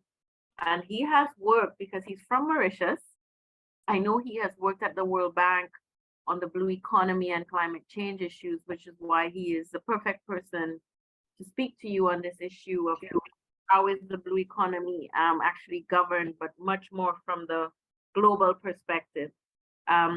So without further ado, Yuvan, over to you. Welcome. Thank you so much, Professor Remy. First of all, good afternoon, colleagues. I wanted to first make sure that you can see my screen before proceeding. So, Jeanette, could you confirm that you can see my screen fine? Yes. You can see the PowerPoint, right? Okay, fantastic. So first of all, greetings from Geneva at the WTO. I deeply apologize for not having been able to join you yesterday, but I heard raving commendations about the presentations prior to me. So that's good news. I apologize, I just couldn't join you, but hopefully in the next 25 minutes or so, I could give you a better sense as to some of the policy questions that I feel are extremely relevant and could be useful for policymakers who are joining this course at the Shudat Ramphal University. I've looked at your profile briefly, and I have to say, I commend the fact that you're coming from such diverse backgrounds, very rich set of experience, and hopefully not just today, but further on, we could have a deeper conversation about one of probably the most interesting, fascinating, difficult, multi-sectoral, complex issues and topics of our time, which is basically the blue economy. And the blue economy happening at a time of greater fragmentation in the global economy. When everybody went to Davos, this was really the subject on everybody's lips was what does fragmentation mean? But if we unpack fragmentation, we could even go further on the blue economy as well.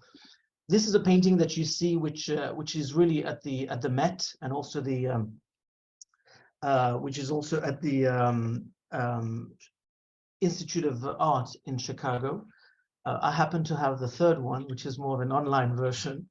But basically, this is Claude Monet's Fisherman at Saint-Agnes address in Normandy in the 1860s. So, you know, this is exactly what I think is happening more and more on our coast today. What you see is a small traditional village near Normandy where the painter, Claude Monet, used to paint every day. And with his boss, they made a number of those similar paintings that you see. What you can see is the fishermen, some of them coming back from the lagoon and from the outer waters with small fishes and trying to sell their livelihoods. in the background, you also see a bit of those suburban villages crawling on the beach.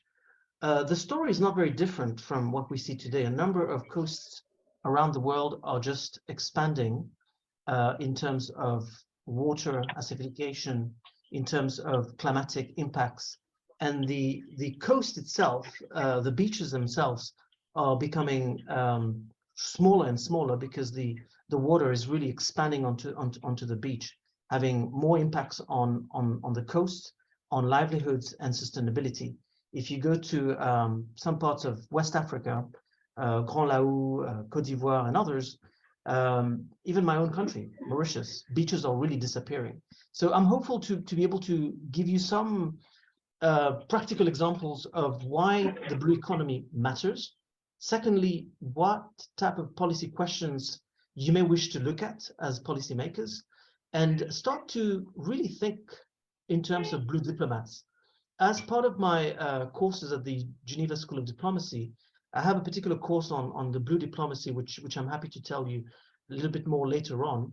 But part of the course is to really try to see what role can leadership play in managing future ocean-related complexities of the future: natural resources management, climate change, sustainable fisheries management, and looking at the broader blue economy. First of all, what is the demand? What are we seeing? What have I seen in my own experience as a former World Bank team leader on the blue economy, working also for the United Nations and now at the WTO in a little bit more strategic sort of level now, is in fact, if you don't mind, I'd really be so kind if somebody could mute their phones or their videos, because it is resonating a little bit here. Thank you so much. What do countries, policymakers, and government officials and companies want? Oftentimes, it's not a clear answer. What a particular country, government, institution may want might be very different from your private sector. The export processing zones objectives may be very different from what the Ministry of Blue Economy or Ocean Economy might want. And so, you know, here, for example, you see this piranha trying to eat this other fish, calling itself public-private partnership. Let's go for lunch together. But they are really just tearing themselves apart. So having, in my view, greater policy coherence at both the international and national level and subnational levels is probably one of the more important messages. One of the more important messages I'd like to really share. When I was at the World Bank, we engaged with a lot of developing countries, and oftentimes I've seen that the blue economy is of interest. It's exciting, but there's not much either knowledge, experience, or political will to really get that policy coherence in line. What oftentimes the topic of the blue economy is not of interest to the Ministry of Finance, because oftentimes there are short-term desires to make quick wins, and the blue economy is really a much more broader, longer-term topic that needs, you know, multi-sectoral engagement, dedicated long-term engagement, and fair enough. I think I understand that governments oftentimes want to find quick wins to a particular topic. You know, how many jobs are you going to create for this budget? How many revenue are you going to get from expanding your marina? But it's always almost better to do it a little bit slower after having considered a lot of different options, and that's why marine spatial plans, which I'm sure many of you are aware of, is one of the more important things to do when you build your blue economy. Where are we today? I mean, clearly we are operating in a very difficult context, as I'm seeing it, and everybody's seeing it and feeling it. The post-COVID era, slow growth around the world. You look at the IMF estimates, the World Economic Outlooks, it's not entirely bright in terms of global growth, trends in the global economy, all of this amidst rising climate change. I mean, from the region yourself, you know very well, 2020, for example, you've had a record number of storms.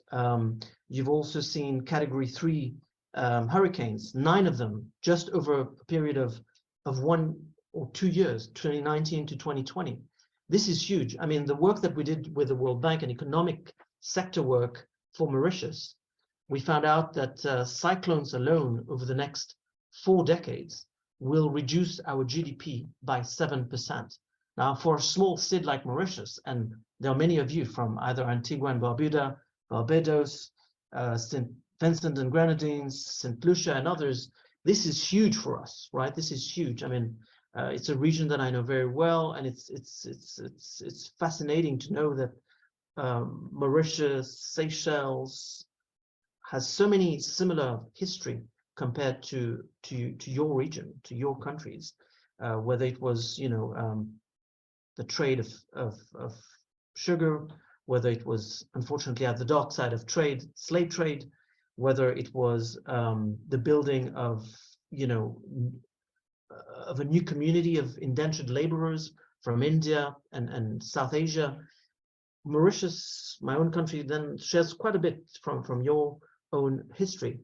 And oftentimes it was really through the oceans that our great-grandparents migrated, oftentimes without real choice, to work the land in those small islands. And it's very similar. If you look around, Fiji, Mauritius, St. Lucia and others, we have very common history. And I'd go on to say that maybe our future is also very much intertwined. Climate change is impacting us dramatically. You've looked at the IPCC reports. I'm not going to go on to that. And I think I'd like to commend also the important leadership that the Caribbean countries, not only Prime Minister Motley, who has done an extraordinary job in highlighting the topics, but other leaders in the region who have also been pushing for climate considerations, adaptation, or climate financing, for pushing for the adaptation fund, the Green Climate Fund to be more accessible for small island developing states, and also loss and damages funds in the convention. All of this to say that us, small island developing countries, we have been at the forefront of the agenda. We have lived and we are living with climate change. We know about the blue economy. We were really at the forefront of the SDG 14 in 2015 to have a dedicated SDG on the oceans. So again, we are operating under a very difficult polycrisis war. I mean, we are 1 year into the war in Ukraine, which has had massive impacts on the food, fuel, and fertilizer crisis. There's a scramble for that. Clearly, a lot of interest in critical minerals as well. And a number of Caribbean countries, but also African and others, are quite heavily not only indebted compared to the debt to GDP ratio. They are also very much seeing rising inflation, and we are seeing a little bit across the world, a bit of this, nationalistic distrust in the systems, disinterest in the international common goods, a protracted way of looking at things. And, we are seeing that also at the WTO with trade restrictions and prohibitions on food, fertilizer, and other types of products. And so we just have to be very careful about this, because that could have massive implications on the growth and the economic trajectory of the different regions of the world. We've done some work also at the WTO to look at fragmentation as a result of all of this, right? As a result of major economies sort of dissecting themselves into blocks, right? That would have massive impacts on different things. I mean, one of the possible issues we've seen, and also the IMF has done interesting work on that, is to see the possible strains and disruption in the functioning of the international monetary system, which would have obviously huge impacts for smaller economies. The way that it's transmitted as well, right? Whether it be through the labor, whether it be through capital, whether it be through other means of transmission, technology transfers, etc. Developing countries are at the receiving end of those negative fragmentation impacts. These could also lead to shifts in international currency configurations. Of course, if you're not an economy which has a major currency internationally, if you're really dependent on other global currencies, this could also create quite a bit of disruption in the financial systems, and of course, leading to more fragmented global financial safety net. So all to say that we are operating under a very complex set of issues right now. So where does trade fit in? I think very quickly, I mean, the 2022 and 2023 prospects, looking also backwards, 2021, world merchandise trade volume growth of 3.5% in 2022 goes down to 1% in 2023. That's just not good news for smaller economies, those that are actually either very linked to the global economy, those that are really importing a lot of different goods and also trying to export a bit of their services, those that are not entirely embedded in the global value chains. These have serious repercussions for growth in the near term. So very quickly on the ocean. I mean, why are the oceans in big trouble?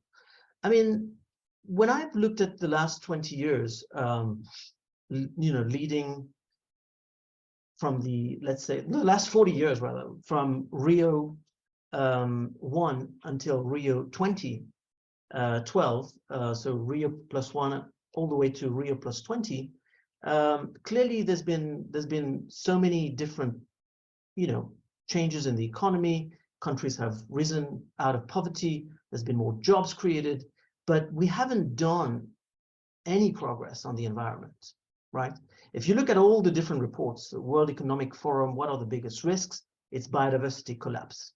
If you look at the IPCC reports, it's a scary report of what does climate change increases in 1 degree mean for the planet, for diseases, for epizooties, for pandemics. The pandemic itself, COVID-19, was pretty much a biodiversity challenge of what types of food people were eating and what that meant in terms of transmission of diseases and other viruses. So the ocean is no different. The fact that it hasn't been managed properly meant that there's been a lot of different activities happening, such as overfishing, and my colleague has probably spoken a lot about this, so I'm not going to dwell into this, but just to give you a sense of the magnitude of the problem, the World Bank and the FAO, and I'll suggest that in one of the recommended readings, found out some of the work that we did. We found out that between 2012 and 2015 also, we've seen a loss of around $86 billion a year, only compared to an optimal sort of scenario of fisheries management in terms of IUU, right? This is huge. I mean, for the Indian Ocean, we're looking at a bit more than $250 million of losses just because of IUU per year.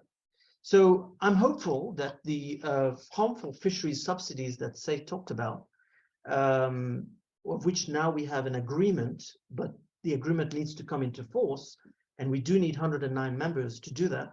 That's why we count on your leadership in the region to also step up and become the early sort of ratifiers of this major agreement. Because again, it took 21 years to get to where we are. And we're looking at $22 billion of harmful subsidies yearly. And that's huge. That's a huge amount that could be diverted into much more productive and healthy sectors, into habitat restoration, into beach planning of more marine spatial plans on the beach, of preventing erosion from happening, from planting mangroves, etc. So all to say that the trouble is there, and we need to act rather quickly. Because my concern also is, and I'm seeing it from the literature, from the news, from analysis of history, which I'm quite passionate about, is that the same way that we're seeing how water has become one of the main causes of fragility, and you see it when you travel through a number of African nations, from Ethiopia to Senegal to Mauritania, Mali, Mauritania and Niger and others, oftentimes water is one of the big problems. Having access to water, having affordable water, having predictable sources of water, shared rights on rivers and seas and ponds and lakes. People end up fighting about those kind of resources. And the ocean, which is so rich in minerals, so rich in natural assets, so rich in critical minerals, hydrocarbons, fisheries for food, nutrition, are the oceans the next battleground? And what does that mean for SIDS? I mean, if you're a small island developing state and you're seeing fragmentation happening, where you're probably now seeing more activities around nearshoring, where friends are reshoring their production, their supply chains, their exports, their imports, and they're depending much more on friends, it's very possible that you get lost in this whole broader fragmentation story. And what does that mean as a SID is that you might be forced to choose between partners of who to trade with versus who not to trade with.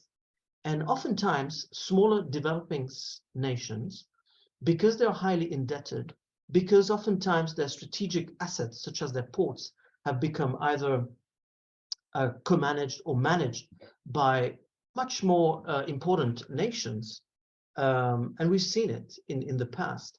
It could result in a situation where it becomes much more difficult, with lack of policy space, high indebtedness, to be able to make critical decisions about how to manage your natural assets, how to manage your EEZ, how to manage what kind of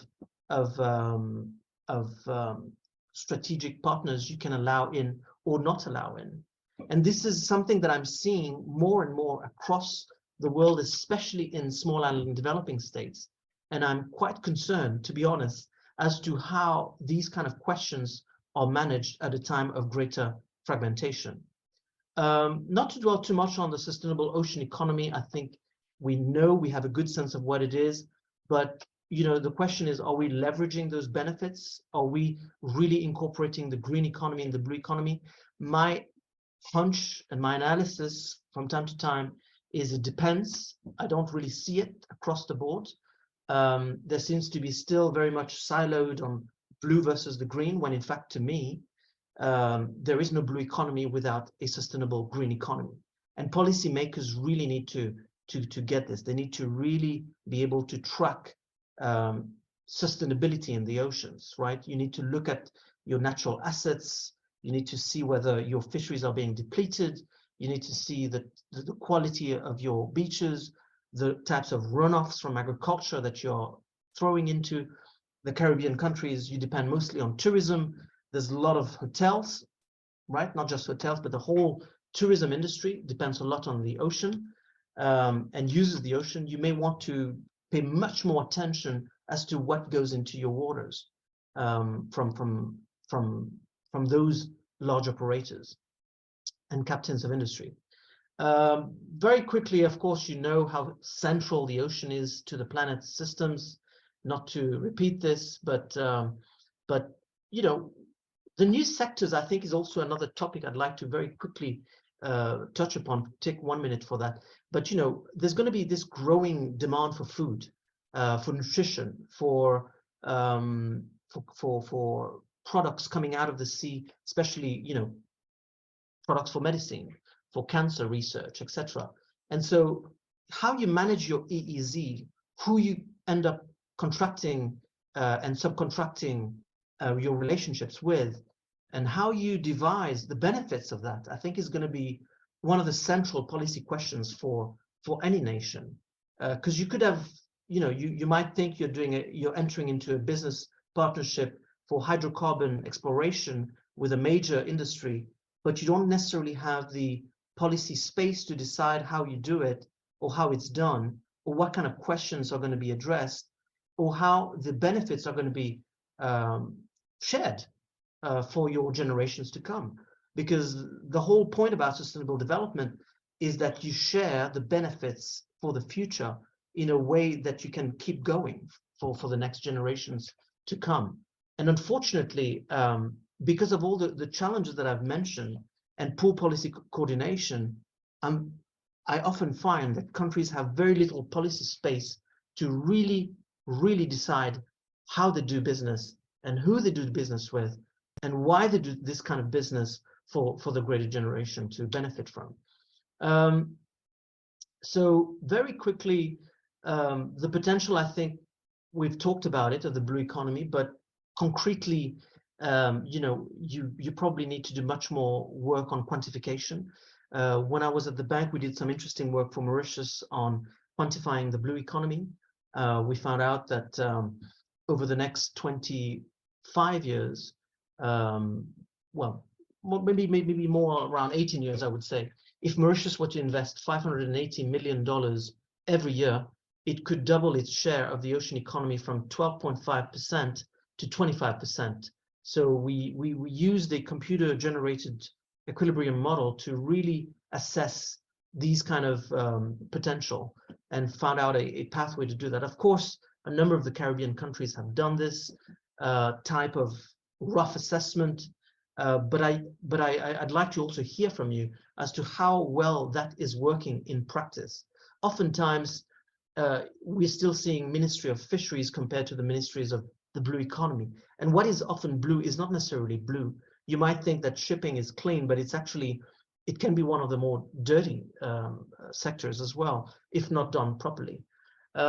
So all to say that, those pressures that we've mentioned, those external costs, really need to be looked through very carefully and very judiciously. I commend the countries that have started the marine spatial plans. I think there's many more that could do it, that probably should robustly do it, because you're going to see more, growing populations, growing demand on the seas, and growing demands and pressures on those habitats. I heard in one of the sessions the mentioning of plastics. At the WTO, we have a plastic initiative that's come together with a number of members. It's really interesting because I think we're talking about large portions of the global economy in terms of those members that are represented in the dialogue on plastics. For it to become a multilateral, of course, there's a way to get there. But for now, as an initial dialogue, it's quite a successful one because it's really looking at alternatives to the plastics economy. Potentially also some work program on quantifying plastics and for small islands, this is a must for you to sort of provide that alternative to the plastic economy. When I look at some countries in the Caribbean, they are suffering quite a bit from the plastics economy, and because the oceans is a global public good, and because of currents, you might also face off other types of pollution beyond your own decisions, and this might be coming from elsewhere. So we have to be very, very careful as to how we address those issues in a global common way. Let me just finish on saying that there's a lot of good examples, I think, on the blue economy and how to do it. The World Bank, the Caribbean Development Bank, the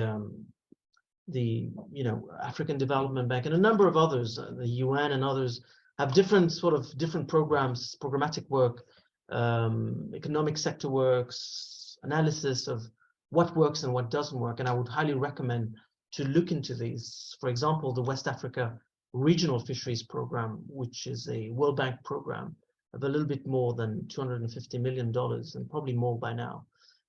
Which really aims to increase those economic gains from marine resources through greater fisheries governance programs. There's also the Southwest Indian Ocean Fisheries Program. But again, the fisheries is one entry point to the broader blue economy, right? But if you can't even manage your fisheries, it's going to be very difficult to manage other more complex sectors. So let me finish by saying that as policymakers, it's not always easy to look at different sectors, different issues in a sort of multi-sectoral, integrated, holistic way, to use some buzzwords. but it's a must. You have to do it. You have to have that big picture, international perspective of what's happening in the world. Where do the opportunities lie? What are the benefits that your countries can really tap into? And my own experience, and I'll just finish on that, is that oftentimes in developing countries, institutions, government officials, we want to do the right thing, and we start by going for that. But because of political dimensions, political problems, lack of leadership, lack of authorization to do it, sometimes lack of resources, lack of clarity and transparency, it's difficult to get to that sweet spot of supporting the ocean agenda, building prosperity, reducing poverty, building sustainability around it. And that's going to be the multi-million-dollar question, is who is going to do what, when, how, and where, and whether that person has the authorization to do it.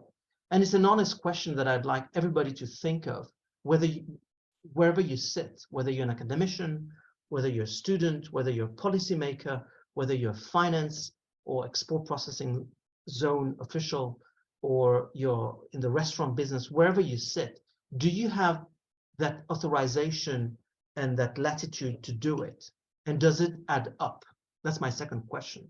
What you're trying to do, does it add up? Because again, the blue economy is such a vast topic, and to capture the essence of it, we're only scraping the surface. I mean, 13 of the Nobel Prize winners in chemistry, physics, or biology or other had something to do with the oceans, right? 13 of them.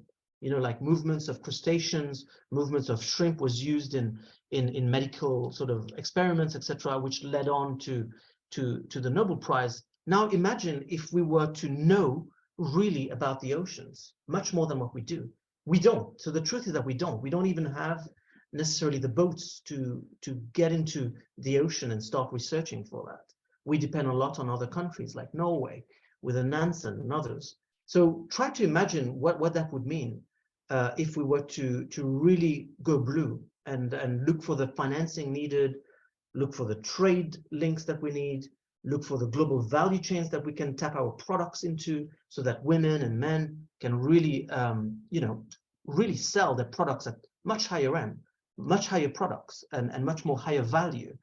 Something made not necessarily in the Caribbean, but made by the Caribbean nations. What would that mean for global value chains? There's so many questions that I wish I could question more in this conversation, but for lack of time, we probably wouldn't be able to do that. But I just finish off very, very quickly to say that the ocean is really everybody's business. And if we were not to tackle it today, it's going to be one of the more existential crises of our time. And I'm hopeful that from the WTO as well, with Jean-Yves Remy, we can foster a bit more these kind of conversations, look at trade, look at data, look at the types of restrictions that are out there, look at the opportunities to build a bluer ocean economy around the world. And you can count on me, because that's a topic that I'm very passionate about. Also, the DG, I think, is very passionate about the blue economy. It's about sustainability. It's about people at the end of the day. It's about managing people better. It's not about the fish. The fish are going to be fine if we are fine, but oftentimes we're not fine. And so we project our crisis onto nature. And that's going to be an unforgiving problem, because if we don't respect Mother Nature, we do know what that implies. So all is well, all is good. I'd be happy to take any questions you have, and thank you very much for your kind attention. Well, Yvonne, this was well worth the wait. A great way to bring everything together. In fact, in some ways, it's great that we ended with you today. So quite fortuitous, maybe, that you couldn't speak yesterday and you're speaking today, because somehow you brought it back to realistic thinking about how we view the blue economy and how we think about its value to us as countries that are so dependent on it. So as we close today, everyone, let me thank all of our wonderful lecturers and speakers. I hope the conversation continues. Ivan has given his email address. I know I saw Kimonique Powell, who is a Caribbean intern on the Young Professional Program, working closely in the DGO, the Director General's office. So we have Caribbean people even in the DGO with Yuvan and their others. And so I think it's really a great opportunity for the Caribbean to really feature in the WTO and its work. So thank you again. Thanks to everyone. Have a wonderful afternoon. I know it was a long day, but tomorrow we start again at 9, and hopefully we'll finish at 11:30 so that you can kind of be compensated for the extra hour we went today. Thank you again, everyone, and enjoy the rest of your day. And thank you so much, Ivan. Enjoy the rest of your evening. Goodbye, everyone.